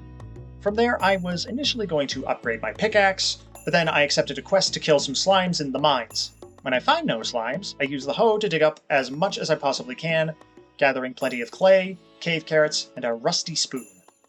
The femur is coming in real handy, demolishing the monsters in only 3 to 4 hits now. I kill the last slime I need, and make it down to depth 15, the deepest I've gotten so far. Considering that a good milestone, I return home with my head held high. It's day 25 of summer now, so day 53, I hope. I'm gonna be honest, I've kind of lost track. After the chores are finished, I read my mail to find that Willie has a new fishing rod for sale already, one that can apparently be customized with different kinds of tackle. Given my proclivity for fishing, I am immediately intrigued. Right after is a request from George, who wants a hot pepper to help with his bothersome knee. While I have no idea how rubbing a hot pepper on his knee is supposed to help, I'm not here to judge, and I'm more than happy to oblige. I collect my slime earnings, deliver the pepper, drop off my pickaxe to be upgraded, purchase the grass starter recipe on a whim, sell everything to Pierre, give Elliot an earth crystal, then make my way down to Willie and buy myself that brand new iridium rod. The rest is spent on a bobber and as much bait as I can afford. Like any good fisherman, I immediately go to test it out, And of course, the fish are also testing me as I get a couple that put up more of a fight than I was expecting. Damn it, come on. Come on! That one caught me off guard.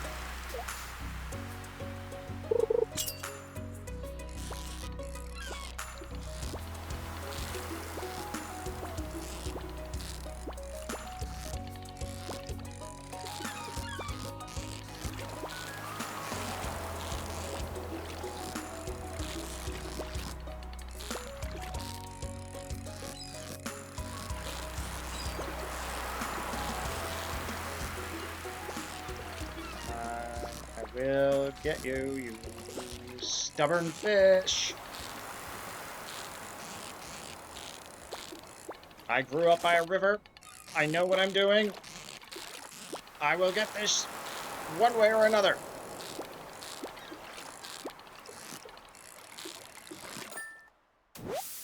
Ooh, a pufferfish. When I'm done, I buy myself a nice little treat. Then go back home and plant a peach sapling I completely forgot I had. I don't know if this is actually a viable spot for it to grow, but you know, I'll cross that bridge when I get to it too. I end the day unlocking a lightning rod, wild seeds, and another warp totem. From here, I took a little break from the game and returned to it pouring down rain on day 54. Unfortunately, during this particular recording session, I guess I adjusted my audio settings again, and now the in-game audio is considerably louder than my voice. So in some instances, it might be a little hard to hear me in any unedited clips, especially if there's music playing. But with this return, I go to the river for a little extra fishing, catch my first shad, visit the community center again, visit Willie's to pick up a new bobber, find trash in the crab pot, again, and spend the rest of the time fishing on the docks. A tuna! Whoops. Thunder psyched me out. It'll still be hot. An ancient seed. Alright. I go to the Stardrop Saloon, hand Willie a raw fish as a gift, go back home, and earn the Cowpoke achievement for earning a total of 50,000 gold. I get a message saying my copper pickaxe is finished, and when I check the forecast, I'm informed of a new event called the Dance of the Midnight Jellies, taking place between 10 PM and 12 AM, our first nighttime event. With all the rain, I haven't needed to water the crops myself, but it's at this point I realize a lot of them most likely won't be ready to harvest before the summer ends, unless I get really lucky with my plant timing. I drop off the ancient seed at the museum and get a single packet of ancient seeds in return, as well as a crafting recipe as my reward. From here, I've set myself another goal: save up enough money to buy a bigger house. While waiting for Clint's to open, I rummage through some trash cans, am totally not shocked to find nothing but garbage in the process, and retrieve my new pickaxe. The only copper upgrade left is the trash can, with the higher tiers returning a percentage of an item's value whenever I trash it. I quickly run back to grab some extra copper bars and hand over everything I need to get the upgrade. I then head up to Robin's to check the price of the house. 10,000 gold and 450 pieces of wood. And now we return to our regularly scheduled programming of another mining trip. In the process, I discover by complete accident that you can use the pickaxe to restore any dug up ground.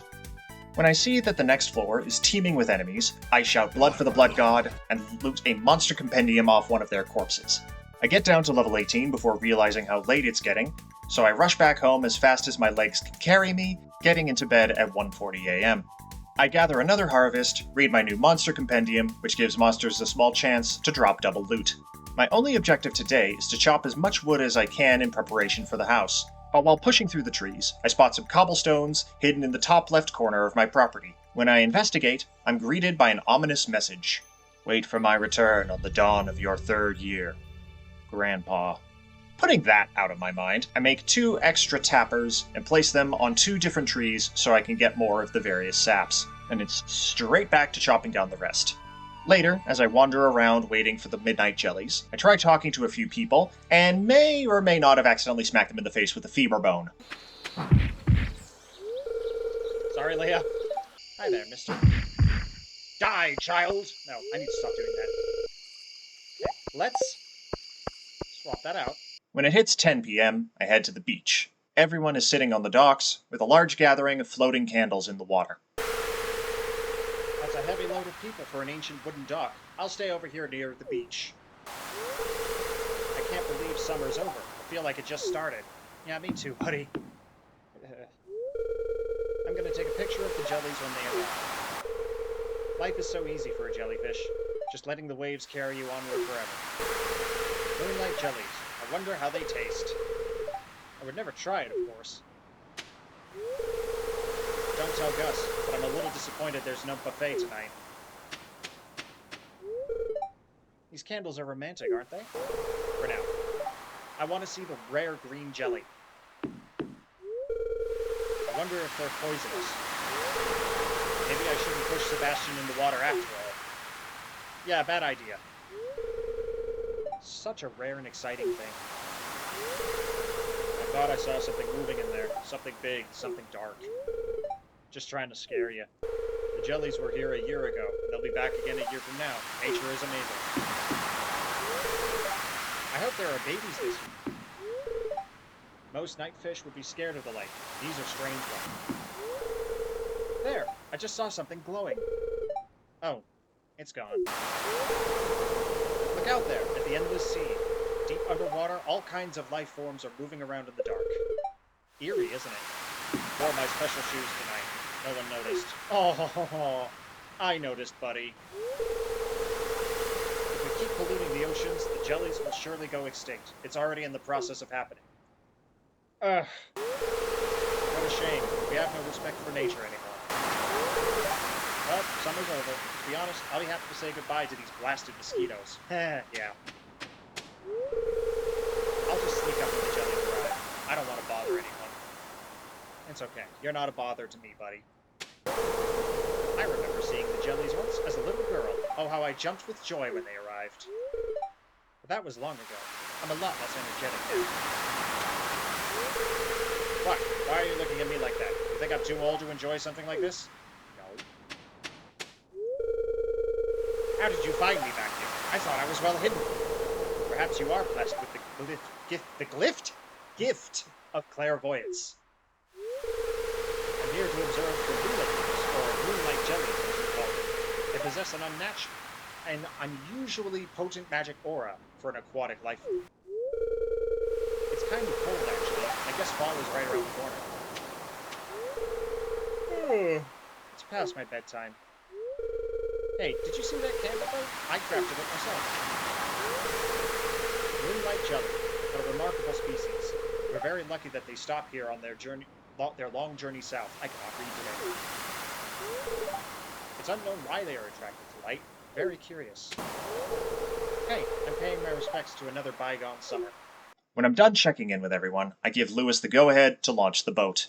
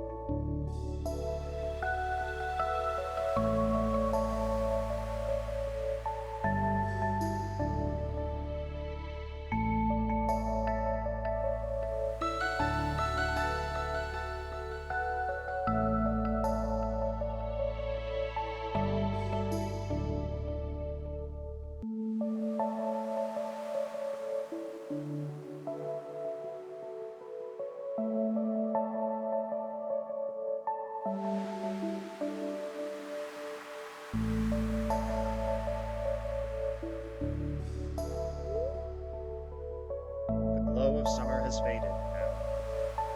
Moonlight jellies carry on toward the great unknown.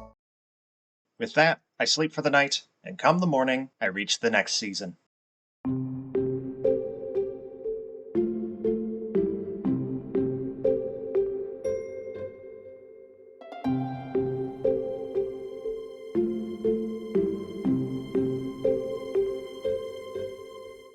After sitting with the music for a bit, I'm surprised to find that not all of my crops died, which I suppose makes sense. I had seen some listed as being multi-seasonal, I just didn't pay attention to which was which.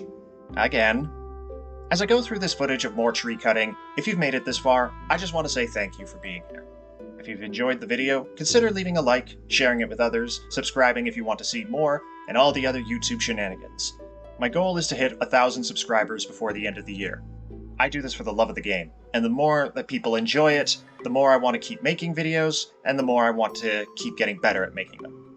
Alright, back to what you're here for. After gathering 404 wood, I head into town with the intention of buying seeds, and am awestruck by how pretty the fall colors are. Fall is my favorite season in real life, just that right balance of it being chilly without feeling unpleasant. Most of the time. Upon entering town, though...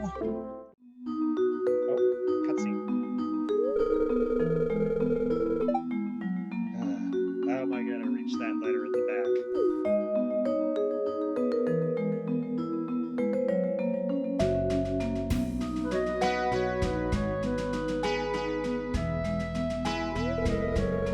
Here, let me help you, Mr. Molnar.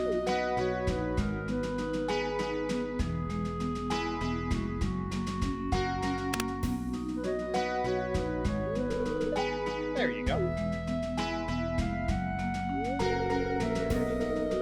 Done it myself, and I can certainly move around on my own. How feeble do you think I am? Really, dude? I mean,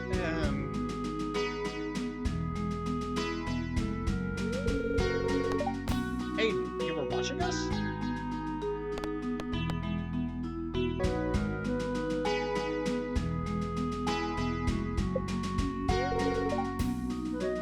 Thank you. I just wish George wasn't so upset. I was only trying to help.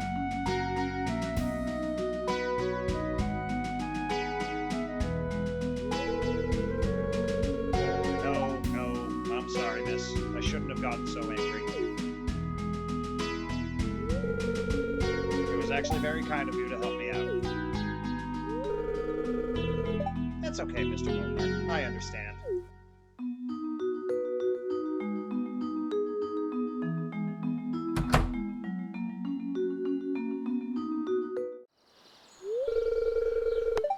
It must be difficult to grow old.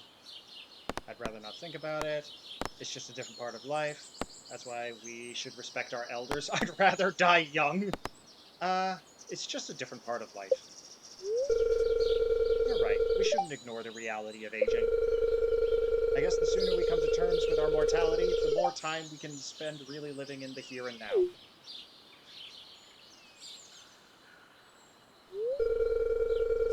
Well, it was interesting talking to you, Aiden. I should go. Concluding that, I go to Pierre's and check out his new stock. Initially overwhelmed by my choices, I buy corn, eggplant, bok choy, pumpkin, and yam seeds. It takes all the money I was initially saving for the house, but I think it's worth it given the new season. I expand my garden to make room for more plants, and experiment with the sprinklers a bit. It's still a disorderly ramshackle of different crops all placed on the same plots, but there's a method to the madness, and some common sense is slowly taking its place. It's only at the end that I realize I didn't put down the second sprinkler, so I just slam it down my little wheat field and settle for that. I end up watering most of it by hand the next day anyways, but I don't mind with music like this. After gathering some goods to drop off, I come across my first hazelnut of the season. As I enter town... What is this? Hello there, Aiden. You showed up at the perfect time.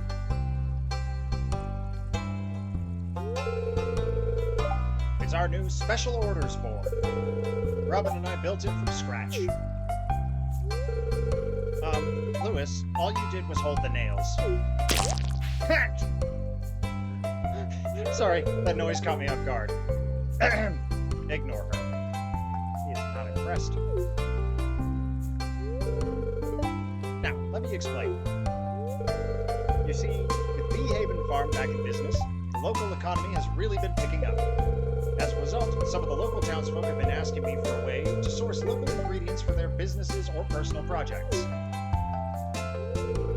So, Robin and I came up with the idea of a new special orders board, where people can post bigger jobs than would make sense for the old billboard outside Pierre's. Yeah, for example, I plan on requesting some hardwood for a bed I want to make. I won't put you on the spot, but if you want to help me out, you can just accept the job from this board. Who knows? Maybe if the bed turns out well, I'll start selling them in my shop. I don't know. We'll see. No, of course, I look forward to helping. I thought so. I wouldn't expect anything less from you, Aiden. So, can we say that you're on board?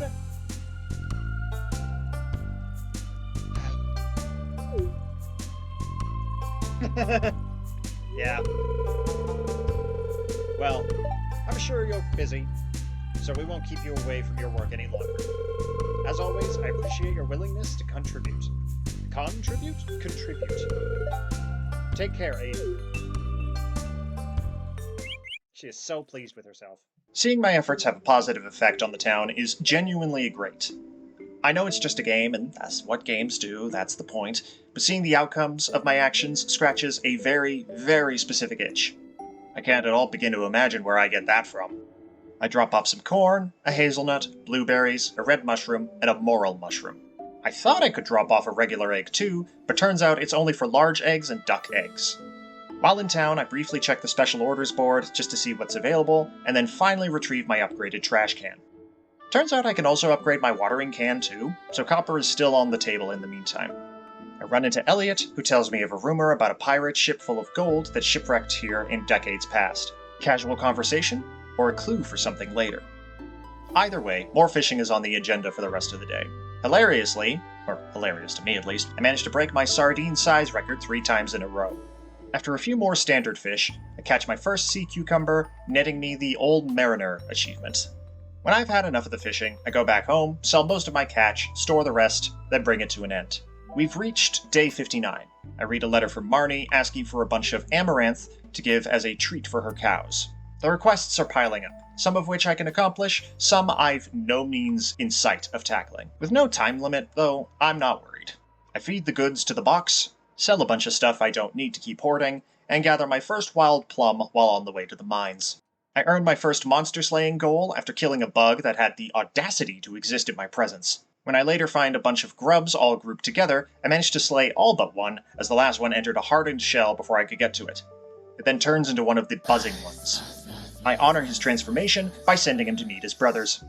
Later, while killing another slime, I accidentally go down the ladder that spawned right under him, reaching level 20, and rewarding me with my first steel smallsword. Even though I could have gone deeper, I go back to the surface and visit the Adventurers Guild to claim my new reward. Which turns out to be an even better weapon in the form of a giant insect head. I drop off the plum, claim 30 false seeds, then find my way home in the dark with a torch to light the way. When I check the Living Off the Land on the TV, I'm informed that at some point I may be asked to make a Grange display. Grange display? I don't know. Which typically consists of 9 different items that showcase my talents. High quality, high value, and variety are all recommended. But that is a task for another day and another video, as this lengthy stretch of Stardew Valley comes to a close. We return to a fall rainstorm. With the geodes in hand, I make a mad dash for Clint's to crack them open, discovering a pair of Celestine stones. Not to be confused with Saint Celestine. I leave it with Gunther and get a big blue bear as my reward. After finding a nice cozy spot for him at home, I make a mining trip to complete a quest and put my new sword to good use. I dig up every square of this earthen ground and significantly lower the bug population after they try to stop me. On the next level down, I get an infested area full of slimes I need to kill. This is the first time I've come across any bigger slimes like these ones, which break into several smaller ones when slain. In the aftermath, I pick up a dagger I'll never use, called Wind Spire. With everything clear, I head on down, stopping at level 25. And before the day is out, I check my mushroom cave and gather my first chanterelle. It's day 61. I harvest my wheat and my bok choy, pick up my first large egg from Biter, and gather my first pine tar from the tapper. This is the point where I start thinking of how to automate watering my crops better with some properly placed sprinklers. My only blocker right now is the iron bars, and at the time I had no idea how close I was to finding iron ore. So instead, I turn in the quest to Lewis for my prize ticket, and as if the game heard my plea, one of the upcoming rewards is 4 quality sprinklers. I drop off a dwarven scroll I picked up, get a bunch of quality fertilizer and some bombs, buy some amaranth and grape starter, and return to the community center. I complete 1 bundle with the pine tar, earn some autumn's bounty, then turn in the egg. I plant the amaranth, then it's back to gathering wood for the house. It's another rainy day as I harvest the eggplants and gather the first of what is to be many preserve jar yields. I drop off 1 of the jellies and the eggplant, gift 1 of the pickle jars to my friend Linus, then sell all the rest for the big bucks. Afterwards I go for a rain fishing trip, catching my first walleye, a bullhead, and a prehistoric tool. Unfortunately, I'm cursed with small inventory syndrome yet again, and am forced to make sacrifices for the greater good. I drop off the walleye, the bass, the bullhead, a red mushroom, the chub, and the oak resin. Also, is it just me, or does the oak resin bottle look like it has a little angry face on the front? The following morning, I check the TV and learn how to make tortillas. I've been keeping up with the Queen of Sauce for all the different recipes, I just don't think I should show each individual one, because I'm already worried about being repetitive.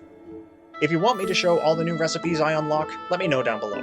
Otherwise, the day is nothing noteworthy, at most delivering the prehistoric tool and delivering a blackberry to Haley. On day 64, I open a letter from Linus, asking me to find his missing berry basket for blackberry season. I water a dead plant twice by accident, pick up my first purple mushroom, then go on the hunt for blackberries and Linus's basket. I run into Carolyn, who tells me that fall is Abigail's favorite season. I later find Abigail on the docks and attempt to give her a blackberry. All around me are familiar faces. After handing out more blackberries to everyone else, I head to Cindersap Forest. Oh.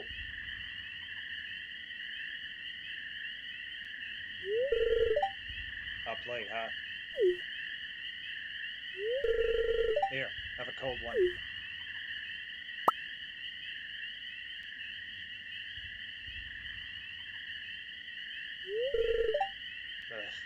Life.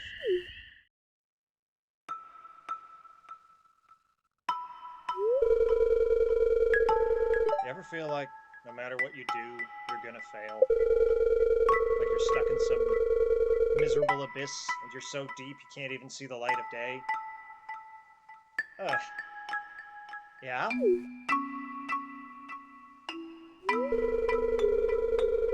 I just feel like no matter how hard I try, I'm not strong enough to climb out of that hole.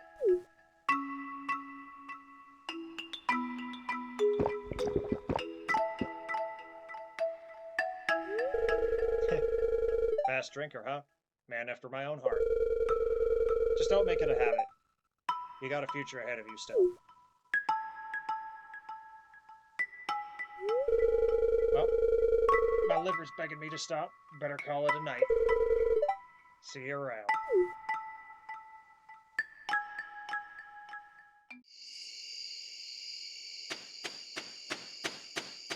A bonding moment for sure. On day 65, I get a message reminding me of the Stardew Valley Fair a week from now. This involves the aforementioned Grange display. At this point I was worried I wouldn't have enough good things to put up for the fair, and the potluck disaster still haunted me wherever I went. Thankfully, I have a tendency to hoard almost everything I acquire, and have a somewhat decent collection of potential items to use. With no need for water, I drop off the purple mushroom, then return to the mines with the hope of reaching another milestone.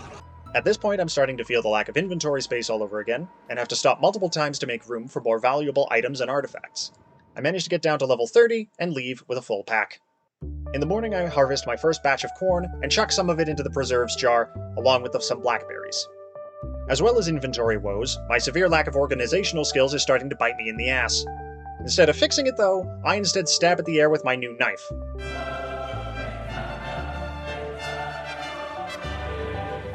Afterwards, I decide to go buy some seeds.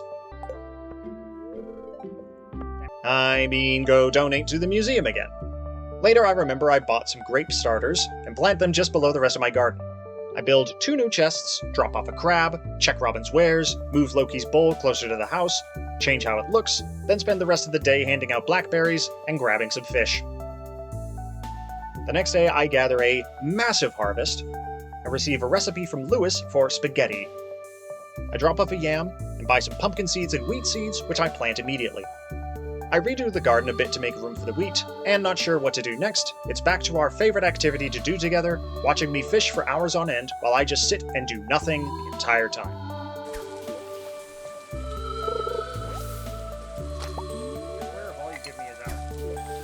I try my luck at the river, catching my first tiger trout, finding a diamond and some iron ore, fishing out my first salmon, a first smallmouth bass, and first bream.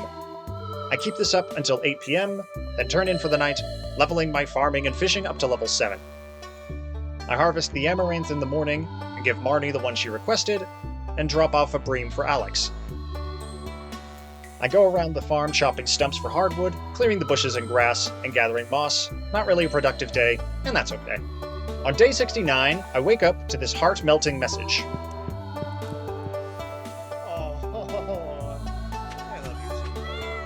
Later, I move my crab pot, do some more fishing, then return to collect my first iron bars and refined quartz.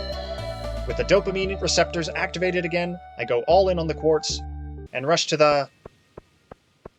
Have any scarecrows on your farm? Yes, I do. Rush to the community center to hand in some fish and a sea urchin, then spend the rest of the night fishing for eels.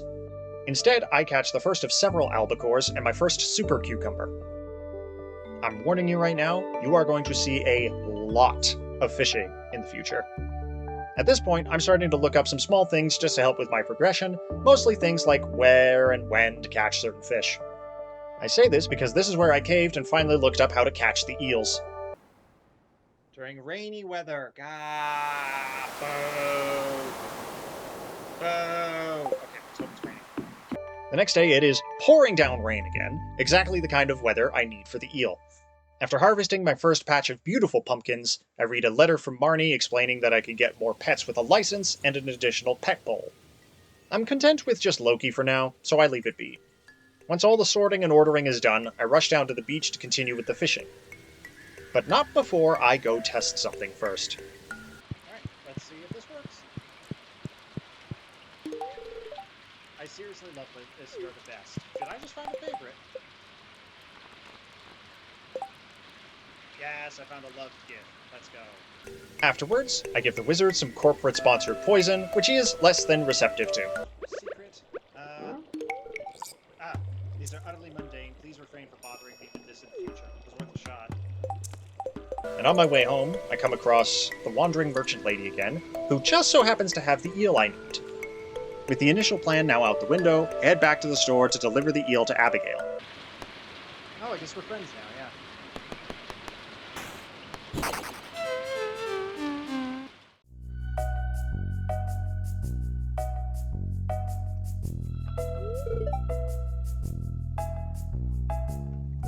Aiden? You scared me sneaking into my room like that. I wasn't trying to sneak, sorry. So I've been playing Journey to the Prairie King for hours and I can't even beat the first level. This game is ridiculously hard. Well, either that or I'm just terrible at it.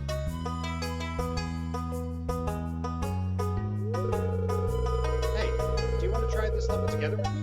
I think I might do better with your help. Hell yeah.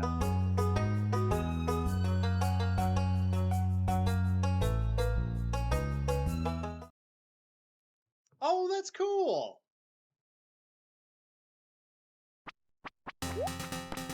Here they come! Okay, I'm gonna need to actually pay attention.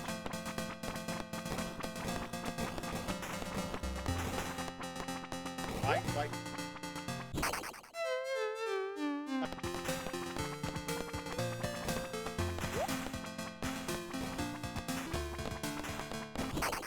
Damn it! I got it.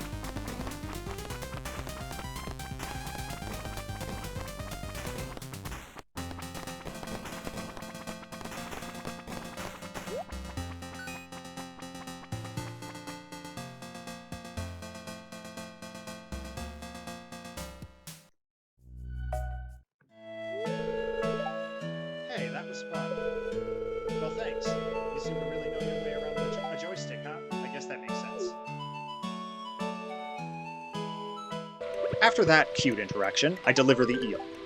Her reaction is about what mine would be, realistically. I hand in the prize ticket for some Stardrop tea, a unique kind of gift that is universally loved by everyone in the game. And now it's time to take a shot for your favorite show at 11. The stressed GM goes fishing!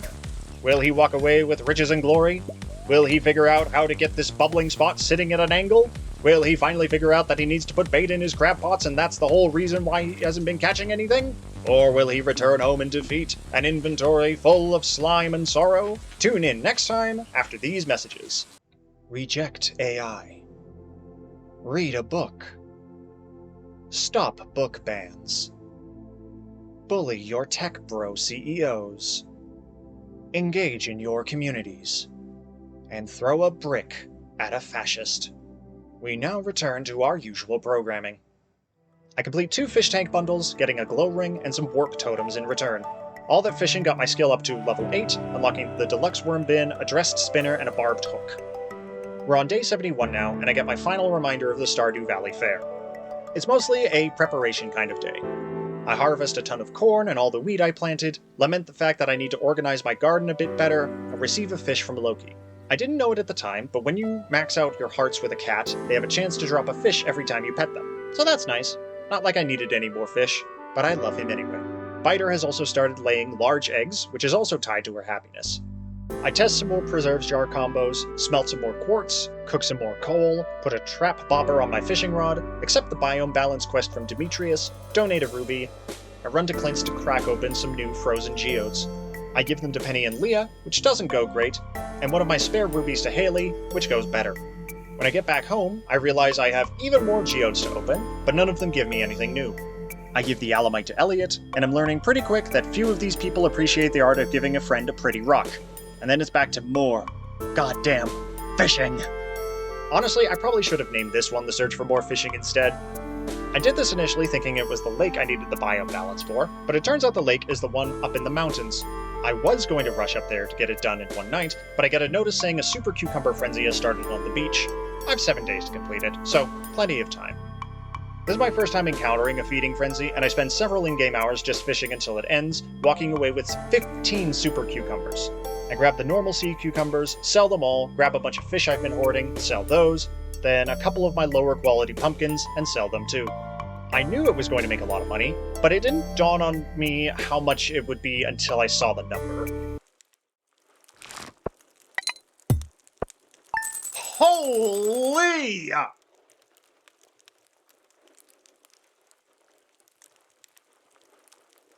It's day 72, and I completely forgot to check if I had enough items for the Valley Fair. Thankfully, I get a good harvest of eggplant, and my hoarding tendencies have rewarded me once again.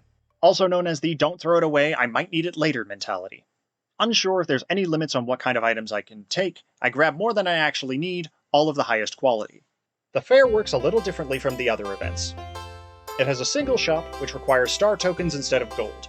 You receive tokens by partaking in various games, gambling your money away, outright buying them, or doing well with the Grange display. But I, didn't know that last part until later. You'll see what I mean. First, I try my hand at the hammer game, getting a gorilla strength rating. Second is a slingshot minigame where you have to try and shoot all the targets without missing. I am horrible at it, and by horrible I mean I didn't 100% it on the first go. After that is a fishing one, where you try and catch as many fish as you can within a time limit. Naturally, I'm the best at this one, and no one can come even close. Each one gives you a markiplier. I'm sorry, what? Each one gives you a multiplier based on how well you did, and that determines how many star tokens you earn. And then try some gambling, something I am notoriously unlucky at.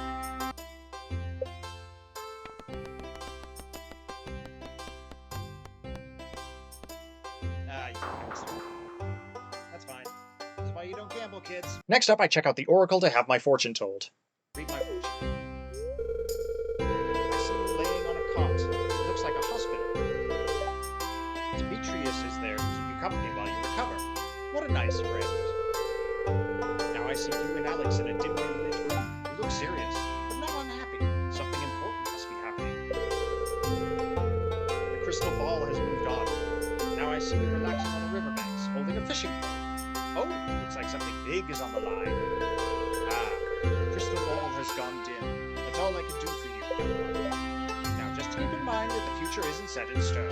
Whatever I've told you today can still be changed if you set your hearts on it. Farewell. I spent some time at the slingshot game grinding out 1,000 star tokens to buy the prize ticket. Then I finally put my display up, giving Lewis the all-clear to look it over. I thought it was going to go into a cutscene like it usually does, but no, he just walks by it. I talked to him afterwards, and to my complete shock, I end up winning first place with a rating of 90. This earns the Blue Ribbon achievement and another 1,000 star tokens. I use them to buy the Rare Crow, some Pepper Poppers, celebrate with some more gambling, then buy some more tokens to get a decoration. At no point did I think to stay and get enough for the Star Drop fruit. Knowing what I know now, I can't believe I didn't. Done with the fair, I return home, sell all my display items to make back what I spent, and bring the day to an end. Day 73 was the start of a separate recording session where I finally fixed my audio. The more observant among you may have noticed that for a long time now, there's been a dead plant in my garden that I've been continuously watering. It wasn't until today that I started to clock that fact, and yet I still don't destroy it, on the off chance that it's not actually dead, and will be reborn again like a rising phoenix. It never did. It stayed up there for a while. Beyond that, it's a massively productive day. I make 60 fall seeds to plant later, gather all the wood in my storage, turn in my prize ticket for a new bed, then make my way to Robin's to purchase the long-awaited house upgrade. 1,000 gold, 450. Are you interested? Yes. I'll get started tomorrow. I should be finished in around 3 days. Okay, am I gonna have a house? Immediately after, I run to the lake to gather fish for the biome balance quest. Why is there a fly in my face?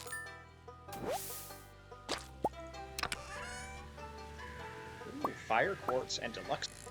Didn't even have to do anything. And I got a record out of it. 51 inches! That's a big-ass fish. I don't really need either of these, so... Yes, eat the lake slime.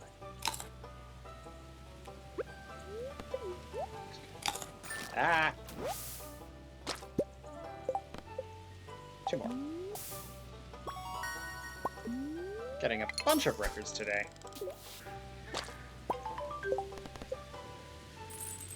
And now, I'm gonna make even more money. Hold on. Linus?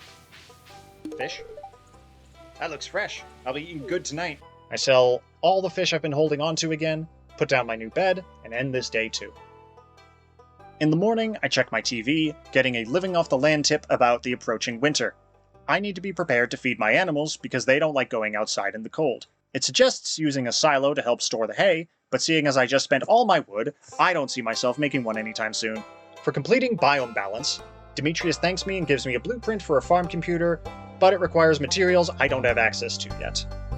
As a general check on things, I grab as many minerals and artifacts from my storage as I can and run to Gunther's to see if any of them can be dropped off. Turns out, none of them could be. Oops. I complete a pumpkin delivery for Shane, cuss out Morris on the way out. You stupid, ignorant son of a bitch, dumb bastard!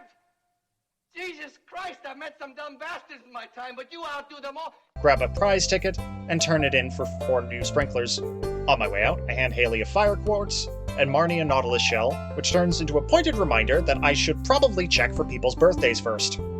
Back home, I finally start organizing my storage a bit better, putting my minerals, artifacts, and decorations in a separate chest for everything else. Immediately after, I run into town for some more errands, running into Carolyn along the way. Carolyn, that was your name. Pierre's trying to play it cool, but he's seething about losing to you at the Stardew Vanity Fair. I bet he's even angrier, because I've been here for less than a year, and I won the first time. I know I would probably be a little salty in his shoes. Wrong place. The fall music is just so nice. Rock. Earth crystal. That's fine. A little disappointing. Yoink. Trash Man! Trash Man! I've never actually seen that show. I've only seen clips and memes. I just can't go up that. The words are hard. While I was fishing for bass in the completely wrong place, I discovered an unfortunate problem during recording. I have.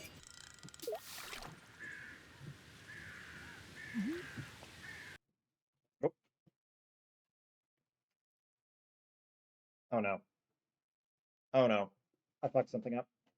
Why did that kill my desktop audio? Ugh, okay. It's only this laptop I've had this issue with. I'll just keep going until I catch the fish and then stop, exit, and I'll fix it. I swear to God. This is like the only time. I got so many smallmouth bass last time, and now when I actually need it, it's not going to show up. Here, I'll do this to speed it up. I do not need river jelly, you bastard. I don't need a chub. I don't need a bullhead. I don't need algae. I don't need more algae. Ah! I have actually run out of space. You know, I would probably have a lot more space if I didn't take all my tools with me. Fuck it, I'll try it again tomorrow. Because this lack of audio is bugging me a lot. Right, and I have that ring that emits light now. I should remember to bring that too. You know what? No, not doing it now. Just in case something happens, like a cutscene, I want there to be audio. And I could have... It's fine. It's fine. It's fine. This is fine. This is fine. This is all fine. You don't need to get upset about your laptop being a wonky bastard. I'm trying to choose my words very carefully. Okay, go to sleep for the night. With the audio issues fixed, I come back to another rainy day. I get a recipe for pepper poppers from Shane and a letter from Carolyn asking for another pumpkin for the upcoming Spirits Eve festival. Sounds like Halloween. That's Halloween. It's just Halloween. I am very excited now. I thankfully have some spare pumpkins left over, one of which I feed to the community center, rewarding me with the long-coveted bee house. I place it by the well, grab a copper bar to deliver to Leia, who of course I can never find when I actually need her. I drop off the pumpkin, give Leia the copper, then catch Willy out in the rain, earning another prize ticket for the fish, which then earns me an apple sapling. I try and fail to beat Journey of the Prairie King again.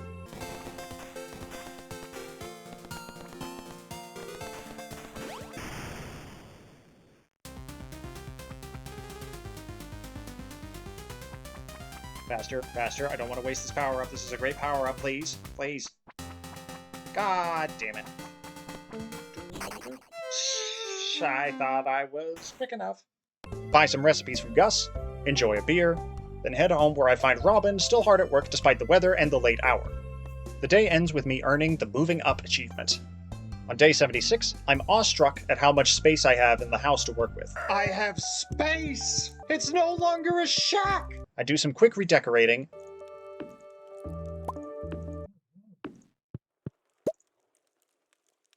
It is what it is. And check out my new kitchen. Moss soup. It's thick and slimy but edible. Cave carrots and winter roots. Radish salad.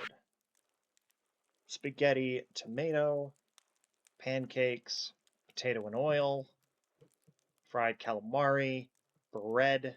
I need to buy wheat flour. I also need to start getting oil. I grab what ingredients I can and make some tortillas, fried eggs, and moss soup. The plan was to go mining, because it's been a long time since I took a trip down into the caves, but halfway there... The ring! Balls. Okay.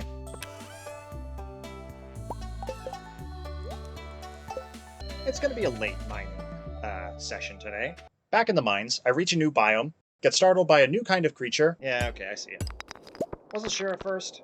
Oh, what the fuck are you?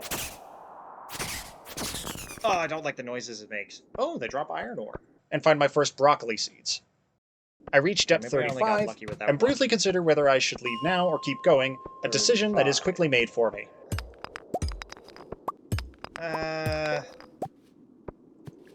It's calling to me. Mines are calling to me. Okay, that's already unlocked.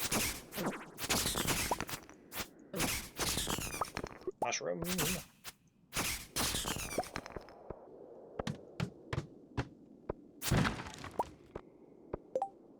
Crap, I'm out of space already. Okay, I don't need that one. I have plenty of these. Don't need bug me right now.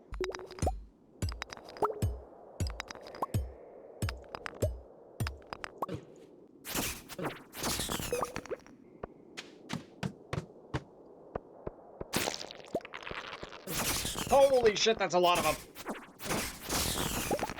I'll take you all on.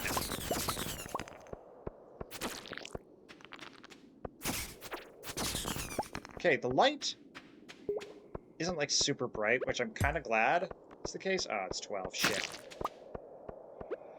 Ah, but we're almost there. Okay, I can make it.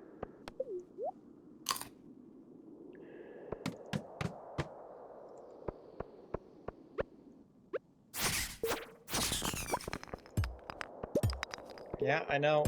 I'm pushing my luck. But I am greedy.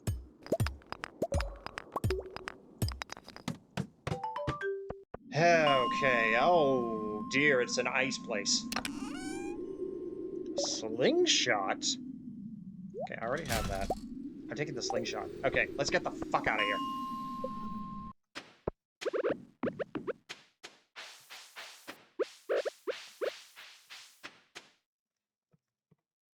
Oh. Oh. Oh no. New crafting recipe, a warrior ring. Oopsie. I wake up the following day in my own bed with full energy, not realizing a quite noticeable thing I am currently lacking. I test out the new slingshot for a moment, then check my mail. Last night, a Joja team member found you incapacitated. A medical team was dispatched to bring you home safely. We're glad you're okay. You've been billed 1,000 gold for this service. Morris. Morris? Morris! I'm coming for you, you bastard! You think you can rob me? I'll burn the foundations of your whole business down! I did not consent to any of your privatized healthcare! Anyway. Still brimming with unending rage, I make myself feel better by completing the metal bar bundle, spend most of my money on the third and final bag upgrade, and restocking on some seeds. I touch up the garden a bit for new planting, and remember to use the fertilizer I've been hoarding. Wanting to take advantage of the new kitchen, I make some pancakes and bread, then store it away in a side chest. I call it an early night, and unlock level 7 foraging. Day 78 is a kind of nothing day. I accept the Robin's Rush quest, proceed to cut down 0 trees, discover Esperite, make my garden an even greater disaster, and fail to catch all the salmon I need. Day 79.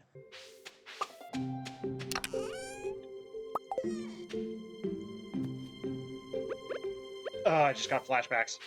I collect my first ever batch of honey, which I hand to the community center immediately. Later, while trying to get the rest of the salmon... God damn it, I did it again! Gonna have to be without audio for a little bit here. Which sucks, because the audio in this is very good. It's so quiet. I don't want to be left alone with my thoughts. I completely forgot about my crab pot. You succeeded! The salmon is an exciting catch, don't you think? They're always hiding in the most peculiar places. Well, here's your reward. Congratulations. Thank you. I have enough energy to make it through this. Yes, I do. Alright, going to have to stop again. Oh, now it's not recording. What the hell? Okay, it appears to be working again. I don't know what the hell caused that. I hope it doesn't happen again. Let's get back to it. More pumpkins are harvesting. More goods are preserving. More English language are butchering. Okay then. I can put in a lot of things in there. Put in a lot of things in there? Good God. More trees are felling. More eggs are eating. My energy be draining. Until my quest are completing. And I lay down for sleeping. What the hell did I just write? We're on day 81 now. I'm reminded that winter is on the horizon, and warned that my crops won't grow this season unless I have a greenhouse. I currently lack one, so I'm basically screwed in that department. For completing Robin's Resource Rush, I'm rewarded the blueprint for a stone chest. Thinking it was a direct upgrade, I make one right away. Maybe I didn't need... might not have needed that many. We'll see. It's literally the exact same amount of storage. That's fine. Looks nicer. I harvest my corn and wheat, claim a Friendship 101 book, I return to the mines after 84 years, where I find my first real deposits of iron ore. While at this depth, I run into these little black squeaking balls, one of which drops a crystal fruit. There are also these other crystals scattered throughout each level, though I don't know if they're anything important, as all I seem to do is destroy them. For reference, my save file is on year 3 right now, and I still haven't found a purpose for them. So, you know, things are going well. I get as far as level 45, rush back home having learned my lesson, and unlock level 5 mining, where I pick geologist. First thing in the morning, I pet the cat. Is that a piece of cheese? Run into the rain to check the mail, and read a letter informing me of the upcoming Spirits Eve festival. I'll let my reaction speak for itself. Come to town at 10 p.m. if you'd like to participate. Yes. Yes? Are you kidding me? I drop off the cheese, donate an aquamarine, discover a frozen tear, then donate that too. I yank some more garbage out of the ocean, do some fishing with Sebastian, sell that haul, and rearrange some of my outdoor storage again. I move all the food indoors, and place some extra stone chests close to the kitchen. Then I sit in a new space and let myself relax for a moment. When I bed down for the night, I unlock level 8 farming, ooh, a keg, level 9 fishing, and a ton of money. It's the day of Spirits Eve, leaving me with one more day of fall. I briefly lament that my last batch of crops likely won't make it, which is a loss I am willing to take. I start the day building a recycling machine, a mushroom log, and another crab pot. The machine lets me recycle garbage into resources, the log grows mushrooms when placed around trees, and the crab pot just spews out more garbage. I have yet to catch a single goddamn fish with any of these. I clear some of the grass, make a ton of bait from bug meat, buy a heater for the winter, a second chicken, and some extra hay to keep them fed. I go fishing for the... I don't even know how many times it's been now. I'm pretty sure someone is keeping track somewhere. This is just to help pass the time until the festival anyway, though I do get an amphibian fossil out of it. Amphibian fossil? When I get back home to store things, I figure out that the kitchen fridge also counts as an extra piece of storage. Wait a minute. Oh, this is storage.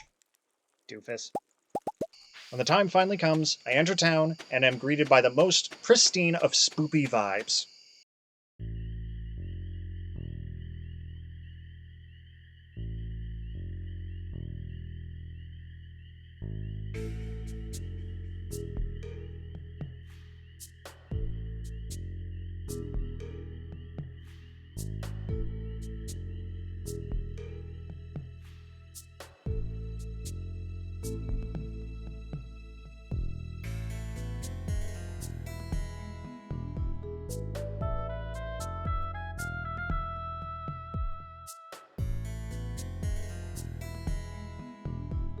First thing I do is buy some jack-o'-lanterns, the recipe, a gravestone, and a new rug to decorate my home. Some people are gathered around a cage full of skeletons and tables, but the main highlight is the magical hedge maze put up by the wizard. Several people are already either lost, distracted by mystical vapors, or scared by oversized spiders. It even had me a little stumped for a while, all because I didn't go left at this little sign. It takes me through a cave where my reward is a giant golden pumpkin. Mine. You received a golden pumpkin. It's valuable and it has no other purpose. Take the secret shortcut back. I go back for a second run just to see if there's a way to talk to the wizard and line us up here. It would be a shame if I had to do everything all over again, wouldn't it? Are you fucking kidding me right now? Ugh.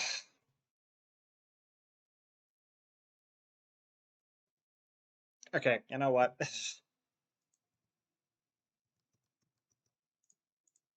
Now, looking back, 6 months later, I could have just gone home, ended the day, and fixed it there. But I was fed up, I wasn't feeling well, and I was incredibly annoyed by this audio thing, and when I get annoyed, I get stubborn, and I didn't want to miss out on anything in case there was something I missed at the festival.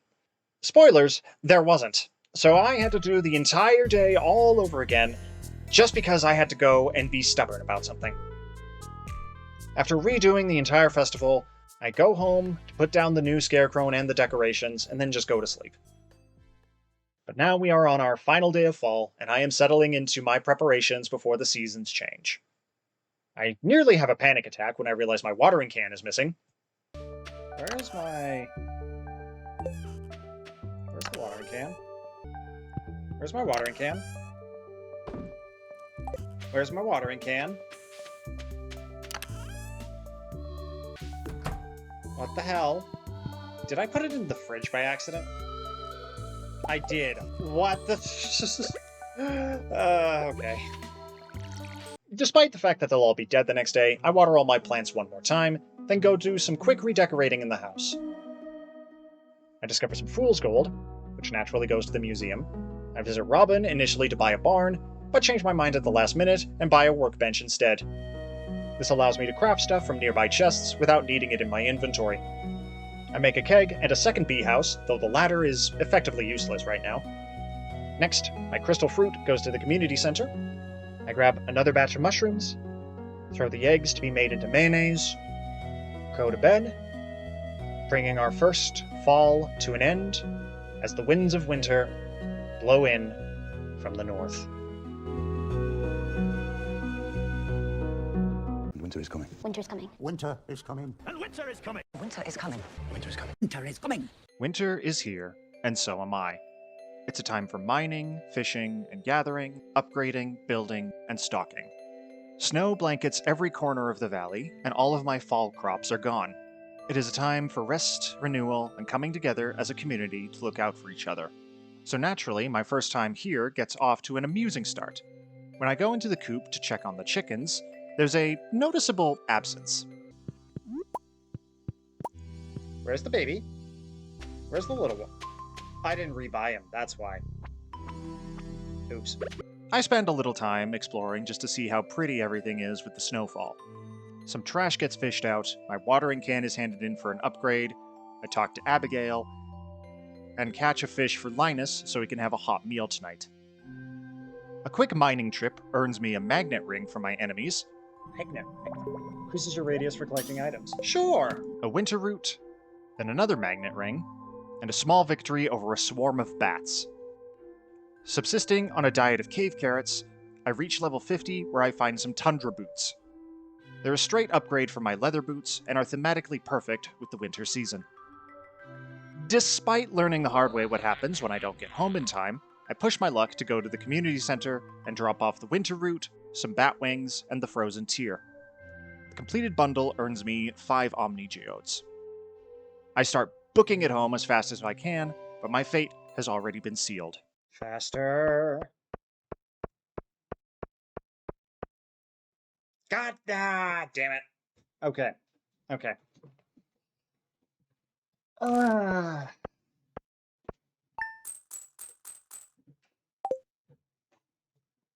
got greedy. I know. But honestly, it was worth it. You'd think I would learn my lesson after the first time, but no, I'm just greedy and stupid and dumb and stupid and dumb. Firstly, I curse Morris's bloodline for eternity on day 86. Oh. Fuck you. Secondly, I get a recipe for a wood chipper which converts hardwood into normal wood. A useful tool, but I don't think I've ever really used it considering how rare hardwood seems to be. Thirdly, I receive a request to catch a squid for Willy, which can only be caught in winter. While checking in on the chicken, I realize I forgot to rebuy the heater for the coop as well. Even though I visit Marnie's, I don't end up buying a new one at all, and instead go back to exploring the winter wonderland, picking up a crocus, some holly, and a wild crystal fruit. I pass by the dock, and finally, after what feels like forever, I catch something other than garbage in the crab pot. From my geodes, I discover a fairy stone, a geminite, a lunarite, an aeronite, and a fluorapatite. They all go to the museum, earning me the treasure trove achievement, as well as an obsidian vase and a cursed-looking rare crow. I look up how to get tuna for a quest, only to find that the falling snow combined with the blue background makes me feel like I'm going cross-eyed. Luck is not on my side this time, so I go home with what I have. Day 87 starts with a message that my watering can is ready. I do some quick housework, making some preserve jar concoctions, smelting iron ore, and clearing some grass. When I leave to go get the can... Oh? What's this? What the hell are you?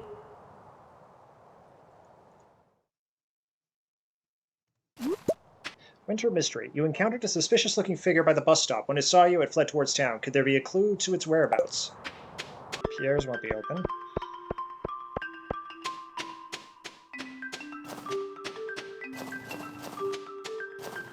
Are those tracks?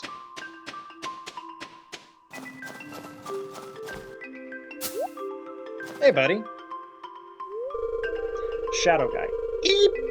You caught me! I'm sorry! Take it! Take it! It looked so valuable, I couldn't help myself. Magnifying glass? Yeah. You now have the ability to find secret notes. These notes reveal rare and useful information and can be reviewed in your Collections tab. So how do I do that? Regardless, it's back to fishing for tuna. I also have a crab trap around here. I wonder if it's on the left or the right. I'll find it. Oh, ha! First try. With that done, my next big goal is to gather as much iron ore as I possibly can in order to upgrade my tools. I find a dwarf scroll number 4, dig up a strange doll, and my first secret note. On level 52, I run into my first ghost, who just approaches me, menacingly. Defeating it drops my first solar essence. On a completely unrelated note, I really like the music in this section of the mines. I like the music in the mines in general, I just wish it played more often. And a bag. A winter root.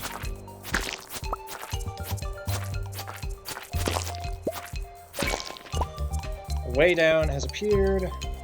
A bunch of coal.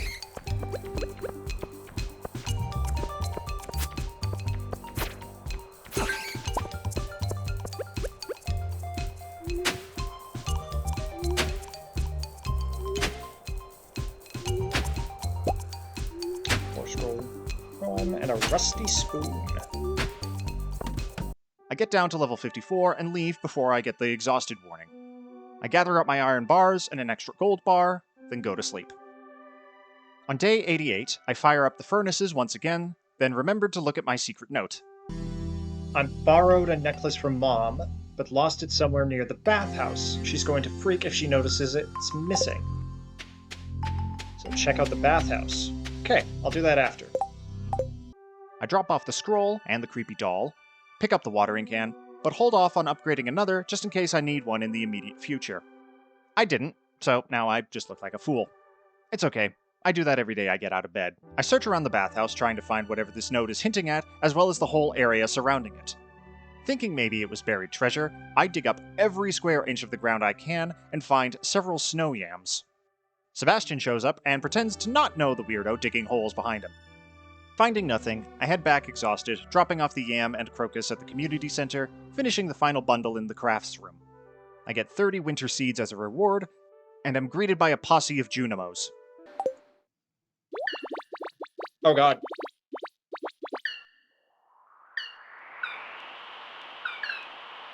We are the Junimos, keepers of the forest.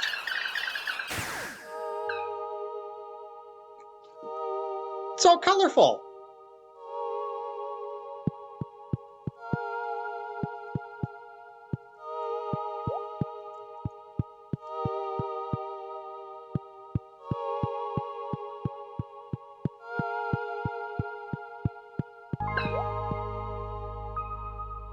Aw, the music's back. Hey, buddy. You following me around? Hey, look at it go! Worth it. Oh, I can add in the snail now.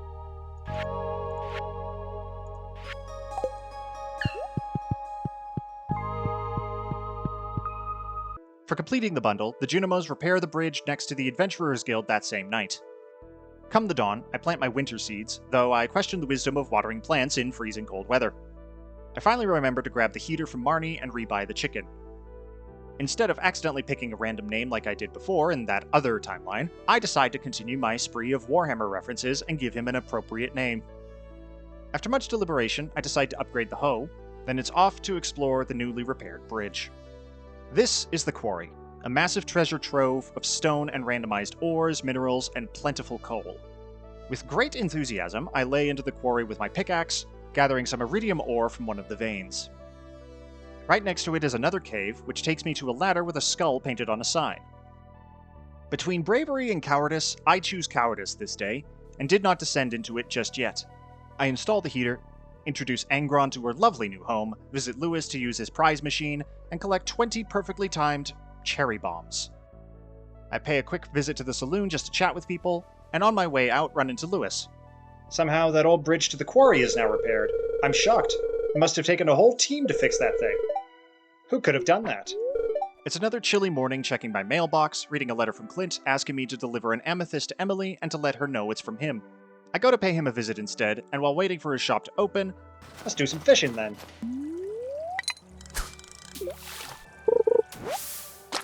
Really?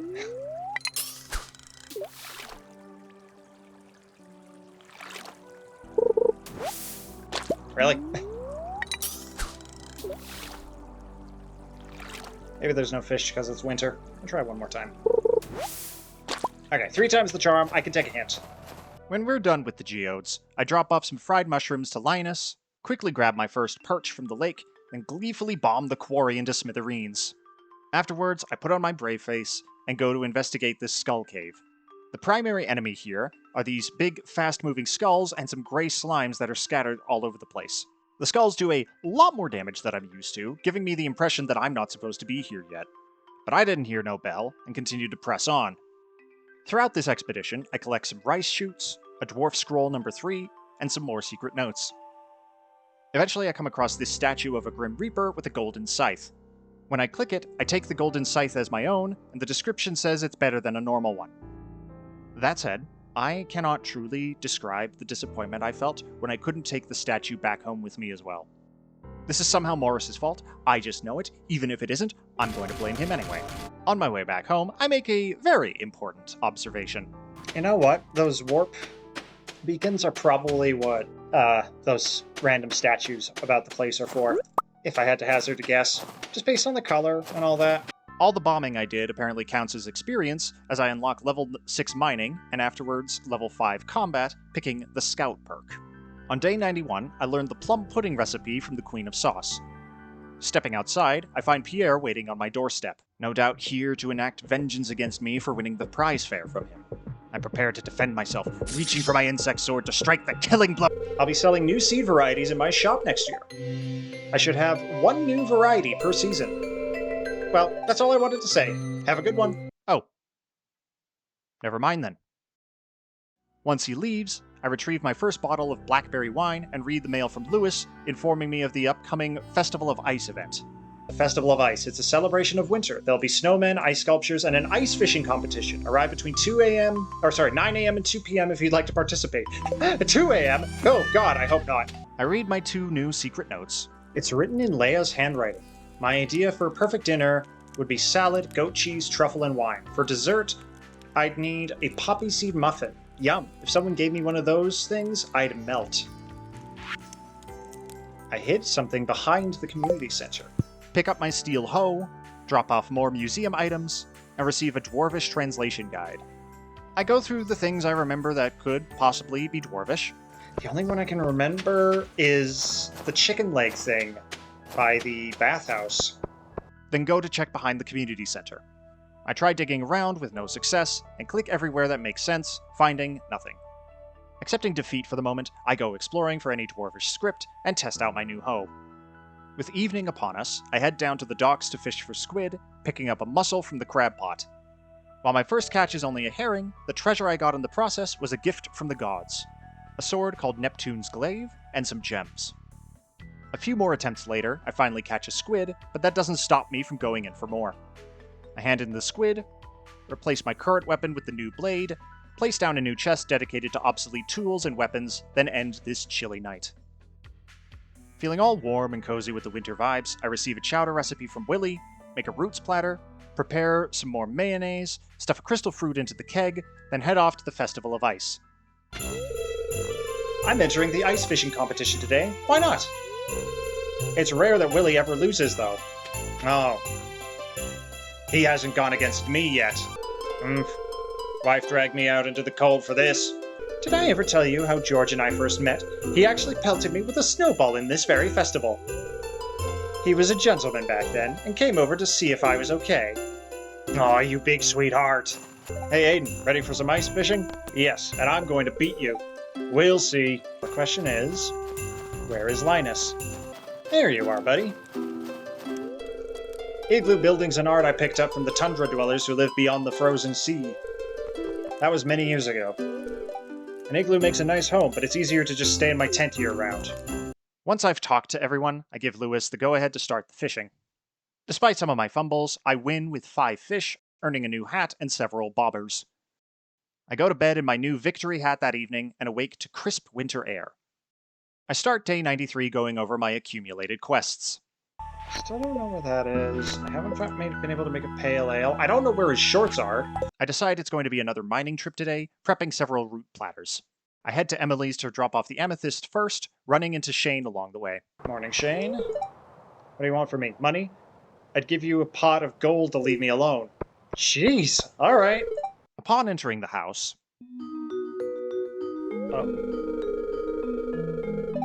I always clean under the cushions. It's your turn this week. You're being childish, Haley. I do the vast majority of work in this house, and you know it. Oh, it's that new farm boy. He has a name, you know. Hey, I'll bet you'll understand my point of view here. Oh no. I'm really sorry to involve you in this, Aiden. Haley is complaining because I asked her to clean under the cushions. It's only because I cleaned them last week.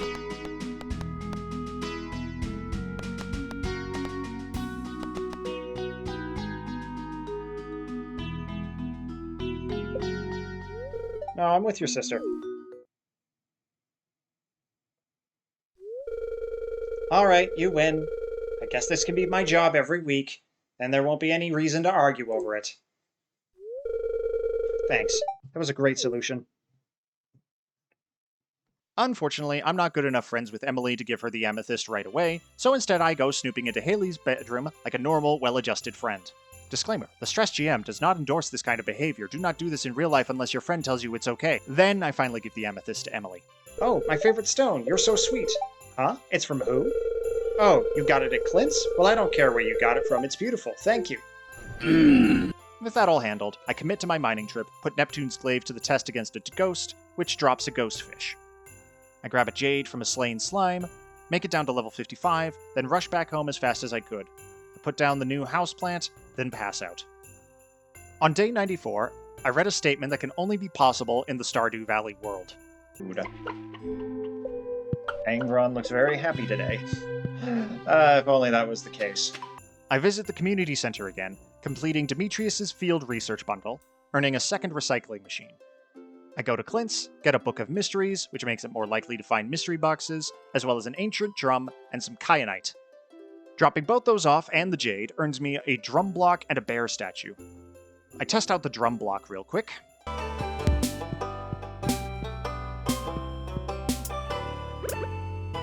I don't know how I feel about that. No, not for me. Originally, I was going to go mining again, but I changed my mind at the last minute and go fishing instead. My goal was to sell all the fish to hopefully make back some of the money I spent on tool upgrades. After a few struggles... Damn. Getting all sorts of new records. Ooh. Shit. Come on. Nope. Ah, damn it. Okay, that's my first failure in a while. That caught me off guard. I catch my first sturgeon and my first lingcod. I walk away with a near-full inventory, give Linus one of the spare bass, collect some mushrooms, store everything instead of selling it like I said I would, put up my new bear statue, then go to sleep. I read a letter from Linus, who's sharing his sashimi recipe with me. I make 2 dishes immediately, then go drop off a sturgeon, the ghost fish, a mussel, and a snail, completing the crab pot bundle and getting 3 new pots in return. When passing the notice board, I accept the Juicy Bugs Wanted quest, where I need to bring in 100 bug guts. I place the new pots by the riverside, finally sell all the fish, get back to smelting ore into ingots, and go to upgrade my axe. In my search for bug guts, I start from the very top of the mine, going down floor by floor, hoping to come across my quarry more easily. I encounter 15 in total, but only manage to get 10 bug meat. I'm not sure I'm going to get this quest done in time. The next morning, I read the 2 secret notes I acquired from that expedition. It's a page from Abigail's diary. Things I love: the smell of carved pumpkin, keeping an amethyst under my pillow, chocolate cake, the thrill of spicy eel, and the comfort of Mom's blackberry cobbler I like to eat. Me too, Abigail. Nighttime. 12:45 at night. Is that by the bridge that leads to the beach? I think it is. In the mail is a fancy letter from Rasmodius. I honestly keep forgetting he exists until something brings him back up. I put down the last of my hay. Yeah, gonna need to buy more hay. I'll do that tomorrow. Gather my first winter harvest, gather a crayfish and a periwinkle from the crab pots, then go down to the beach to partake in the annual Squid Fest. For this one, you need to complete a daily catch challenge in order to get rewards, with the added bonus that the squids are active throughout the day rather than just in the evening like normal. However, that does not mean you're guaranteed to get a squid every time. I learned this the hard way as I proceeded to catch almost everything but the squid and needed to empty my inventory repeatedly in order to make more room. Was it my own fault for going into this with a nearly full inventory? Yes. Did I learn from this mistake? Maybe. Am I going to do it again? Oh, most definitely. It took a while, but I eventually did manage to get 8 squid, which I turned in for... They ask you how you are, you just have to say that you're fine when you're not really fine, but you just can't get into it because they would never understand. I get a book called The Art of Crabbing, which gives my crab pots a 25% chance to yield double, a squid kid decoration, a pearl, and then the rest aren't quite as fancy. I sell every fish, read the book, place up my new poster, smelt more copper and iron, then head into town to check in on the note's directions. What the fuck? I have questions for the mayor. Having unintentionally disturbed their nighttime recreational activities, I head to bed before Morris leaps down from the trees and drags me away into the pits of hell that he spawned from. On day 97, I finally start catching things consistently with the pots, open a mystery box to get 3 mystery boxes, along with a golden pumpkin and a spare sprinkler. At some point, I picked up some kind of flute, which I donate in return for a flute block and a skeleton. This skeleton is officially my new favorite decoration. I go to slay more bugs, find another secret note, and leave with 30 pieces of bug meat. Someone is waiting for you in level 100 in the Skull Cavern. That's not ominous at all.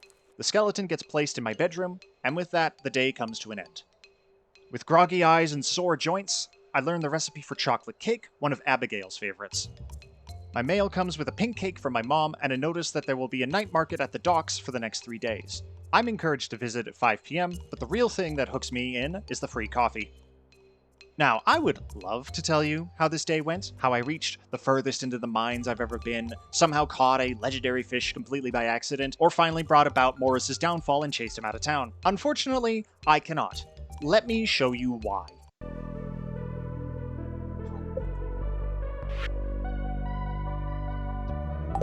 Okay. I'll be right back.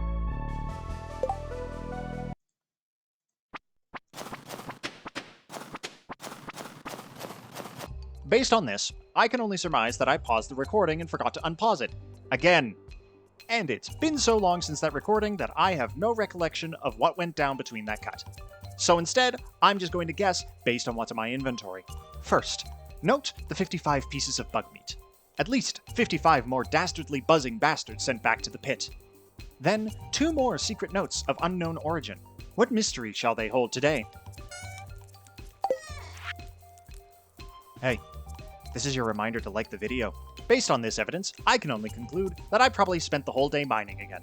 My brilliant deductive mind powers have done it again. Oh, and I guess my crystal fruit wine is also done. One of the notes is another map pointing to the waterfall, while the other appears to be some kind of directions? Feeling too stupid to try and figure that out right now, I go to bed. On day 99, I noticed that I have made a massive mistake. I ran out of hay to feed the chickens. and never went to go pick up more, despite saying numerous times that I should go and pick up some hay. To make matters even worse, when I went to Marnie's, she was nowhere to be found. I won't lie, I started to panic a little bit.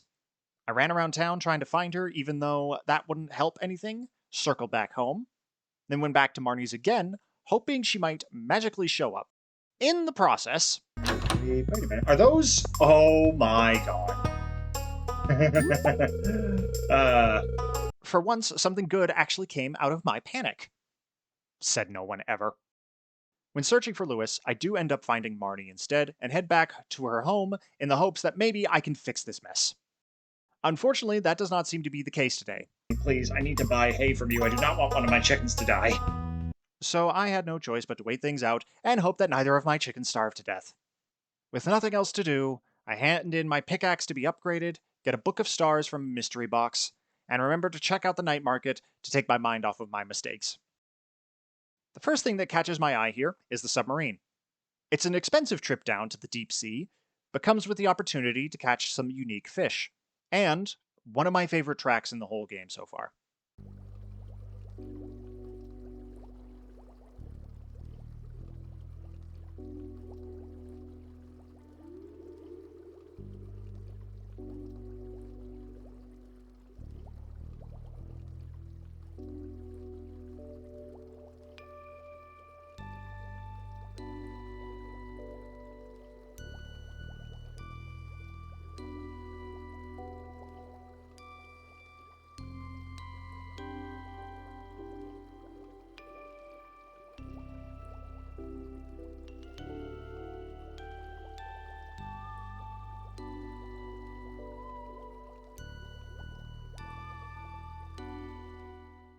I catch my first spookfish, a midnight squid, and a blobfish, then head back to the surface.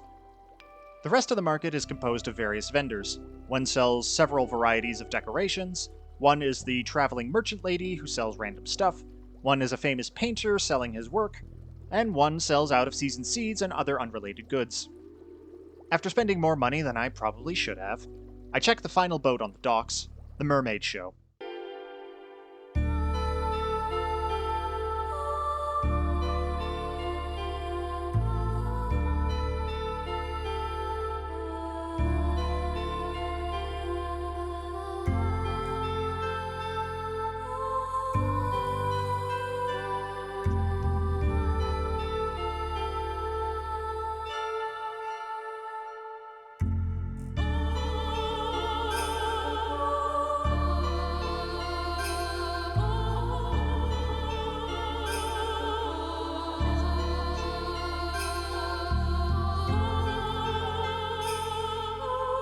I have no idea.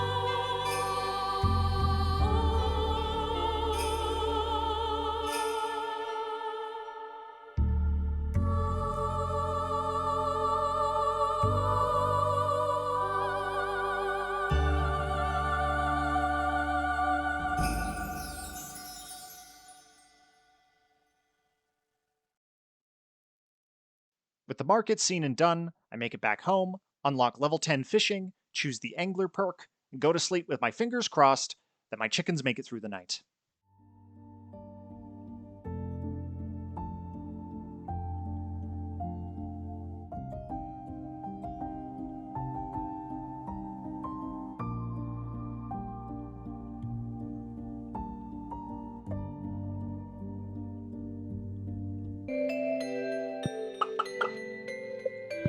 Okay, not dead, but very angry. First thing I do is beeline it to Marnie's again, and this time, she's there. I spend every penny I have left on the hay to make sure I don't run out again, and feed them both. Crisis averted, my chickens are not dying, I am so sorry buddies, I won't let it happen again. I drop off Lewis's shorts in the most obvious and open place imaginable, the exact opposite of what he asked for. It's a small town, buddy, there is no such thing as privacy here. After taking his bribe for my silence, I go fishing for pike and spend the rest of the day trying to deliver it to Elliot. Eventually he shows up, I take his prize ticket, and hand it in for a sports cap. If you're wondering why I haven't been wearing any of the other hats, it's honestly because I do not like how most of them look on me, so they're just sitting in storage, never to be seen again. On day 101, I get a request from Clint to deliver him an iron bar so he can test out his new hammer. An easy enough task, which I can complete right away if I wanted.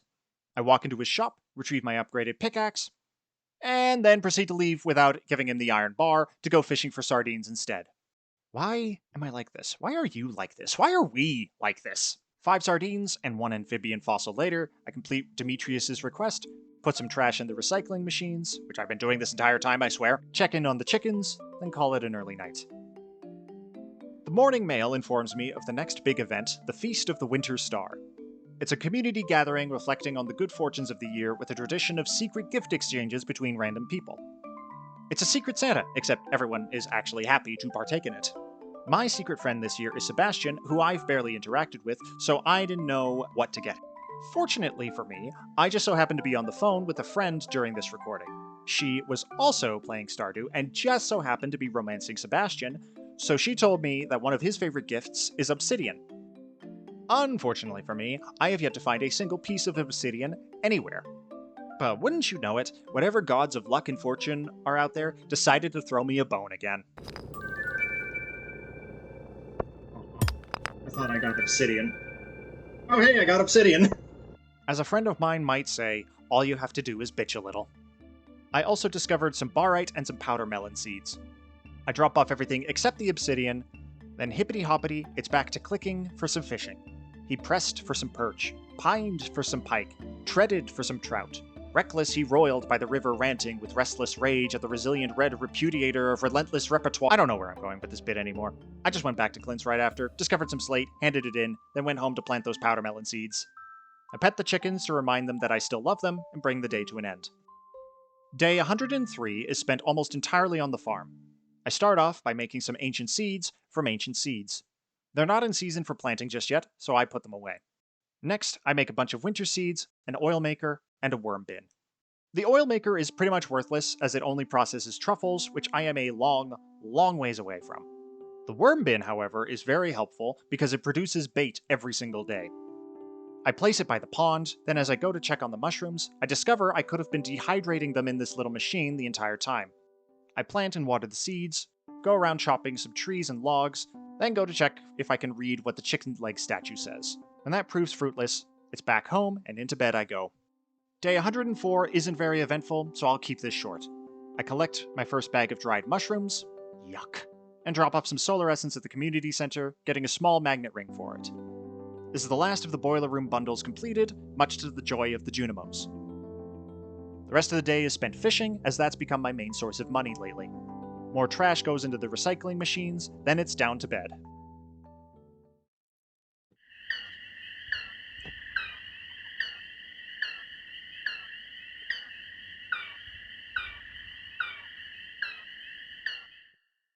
Day 105 starts with a request from Robin to deliver 10 hardwood, another easy one to complete. With that delivered, I take the long way to Clint's and check out the fixed mine carts. Now that they're up and running, I have quick and easy access to the mines, to Clint's, to the quarry, and then back to the bus stop.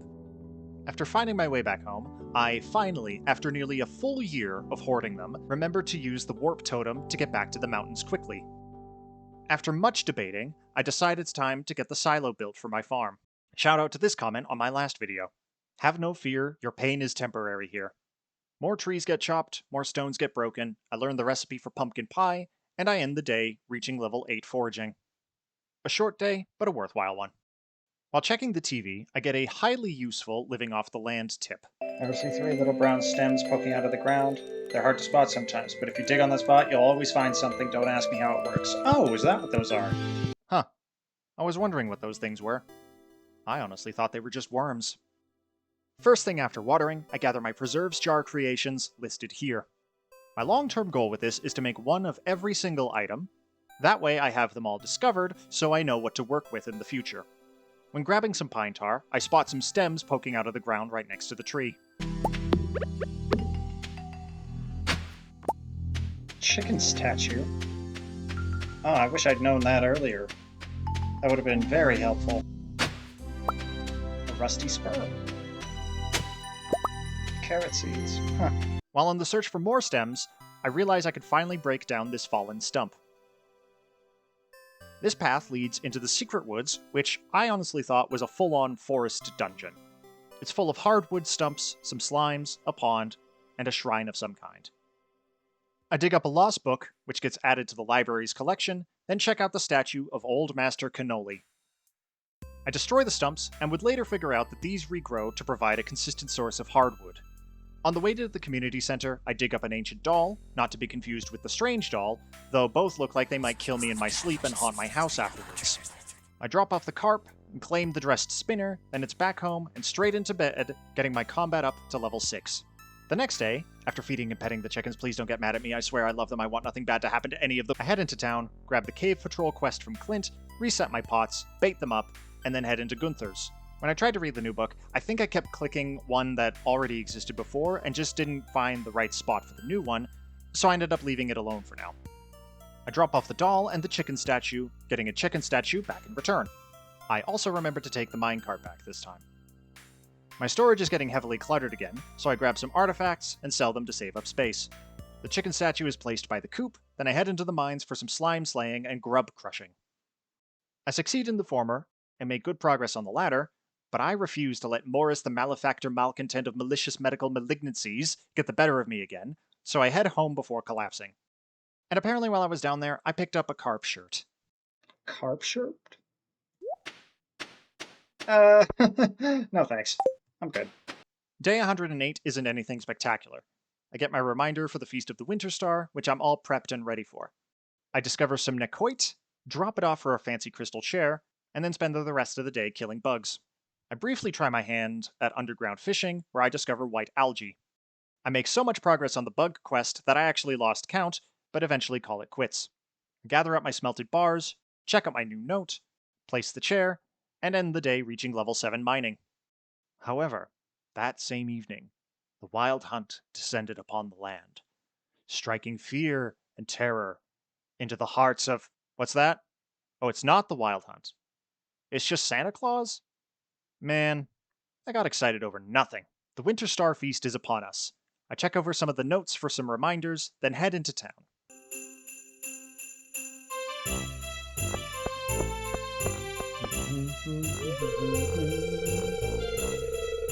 I didn't talk to Lewis about the quest. Today is a time to be thankful for this year's good fortune. Forget your worries for a day and relax. Yeah, you know what? I will. Welcome to the Feast of the Winter Star. Wandering around, I get some lovely world building from Willy. Do you want to hear the legend of the Winter Star? Yes.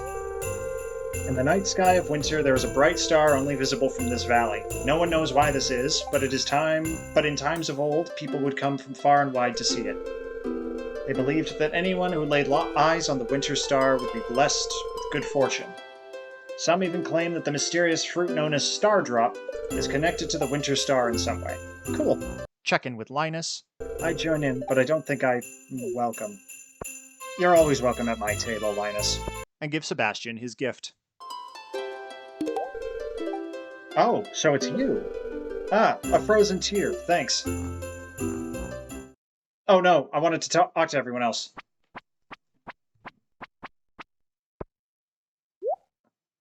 Oh.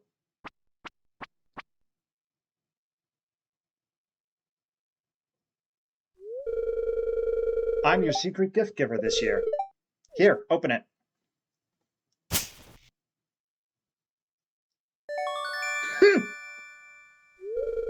You received a beer. It's not much, but I hope you like it. Oh, yeah. I'd be happy with that. I gave him the frozen tear instead, so I can selfishly put the obsidian on display. I go around to talk to everyone else, and grab a couple of decorations from Pierre. With nothing else to see or do, that I'm aware of, I head back home, place down my new decorations, and end the day. On day 110, I come to the conclusion that I should be doing more to build up my friendships with everyone. I gather the next harvest, open some mail from Gus, who's asking for an albacore for a fish stew of his. I look up where and when to get one, teleport to the beach, and catch an albacore on the first try. I stick around to catch a few more, then check in on Willy's shop to see if there's anything new. There isn't, but as I'm about to leave, I notice this little cabinet in the top right. It lets me customize my fish bobber style. I pick the skull bobber, and I am still using it to this day. Following up on my resolution this morning, I gift him a halibut. I drop off the iron bar for Clint, then it's back into the mines for the final push for cave patrol.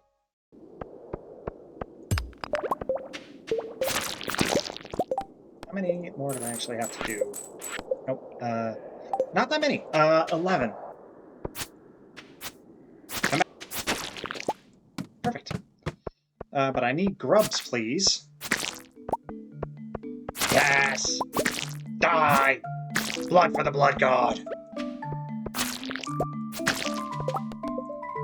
5.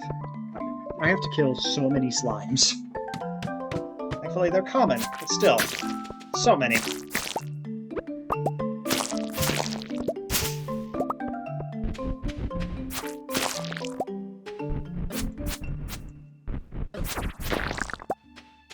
Nice! Okay, today's turning into a great accomplishment. One more. Yes, there you are! Die! More of you! Die! Die!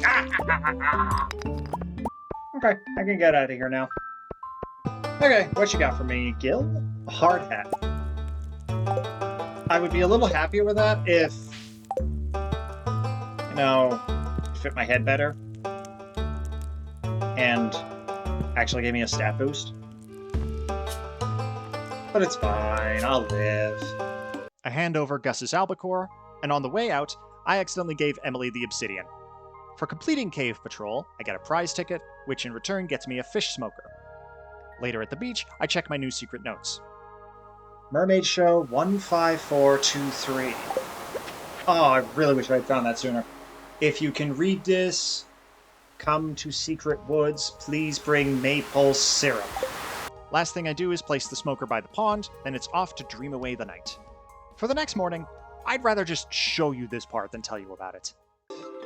Thanks for helping me clear out those monsters. I'm not scared at all, but it should make the mine safer for everyone else, right?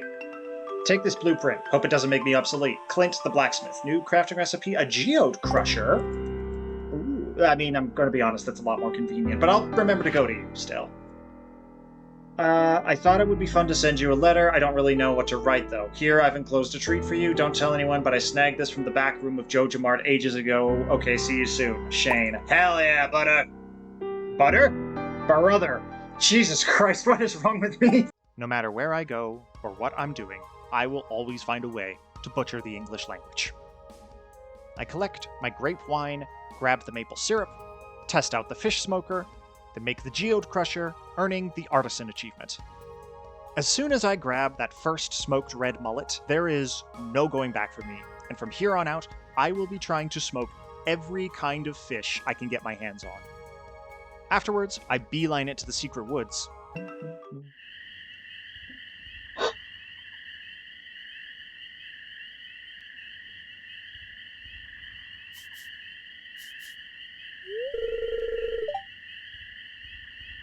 That smell. Come closer.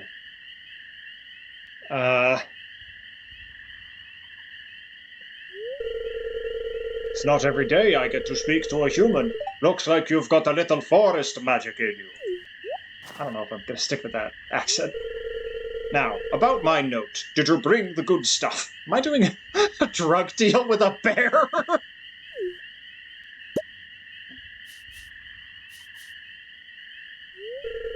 Oh, that smell. This is really sweet stuff. It's my favorite sauce. It makes me very happy.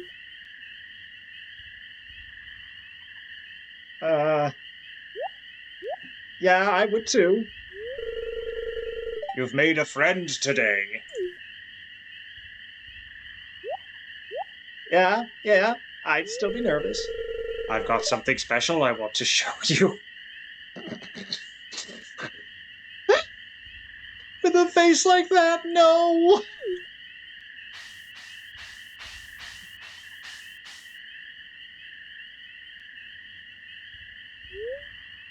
The bear left you with his special knowledge. Special something, you know what I'm saying? Salmon berries and blackberries are now worth 3 times the gold. Holy! Never mind, no, this bear is my best friend now. Absolutely worth it. I go to find Shane to give him a gift, deliver a cave carrot to Carolyn, and quickly review some of my quests. The rest of the night is spent stocking up on coal and smoking more fish. With just the one smoker, it's a slow, laborious process, but I stick through it. My powder melon jelly finishes, I sell some of the smoked goods, and call it a day. And with that, it's already the final day of winter, yet it feels like it only just started. And it's not even the busiest of days to end on. I learn the recipe for cranberry candy, with a questionable sales pitch to go with it.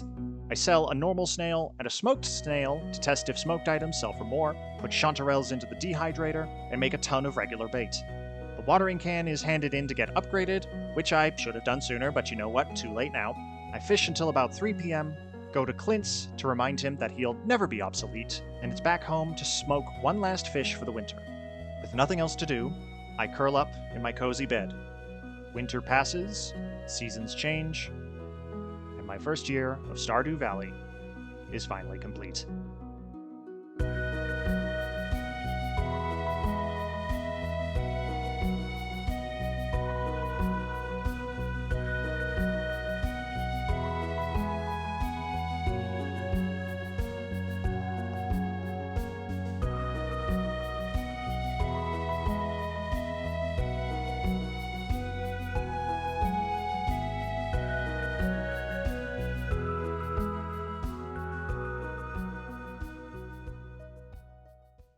My mail comes with a pink cake from my mom and a notice that there will be a night market at the dogs for the next 3 days. Dogs? No.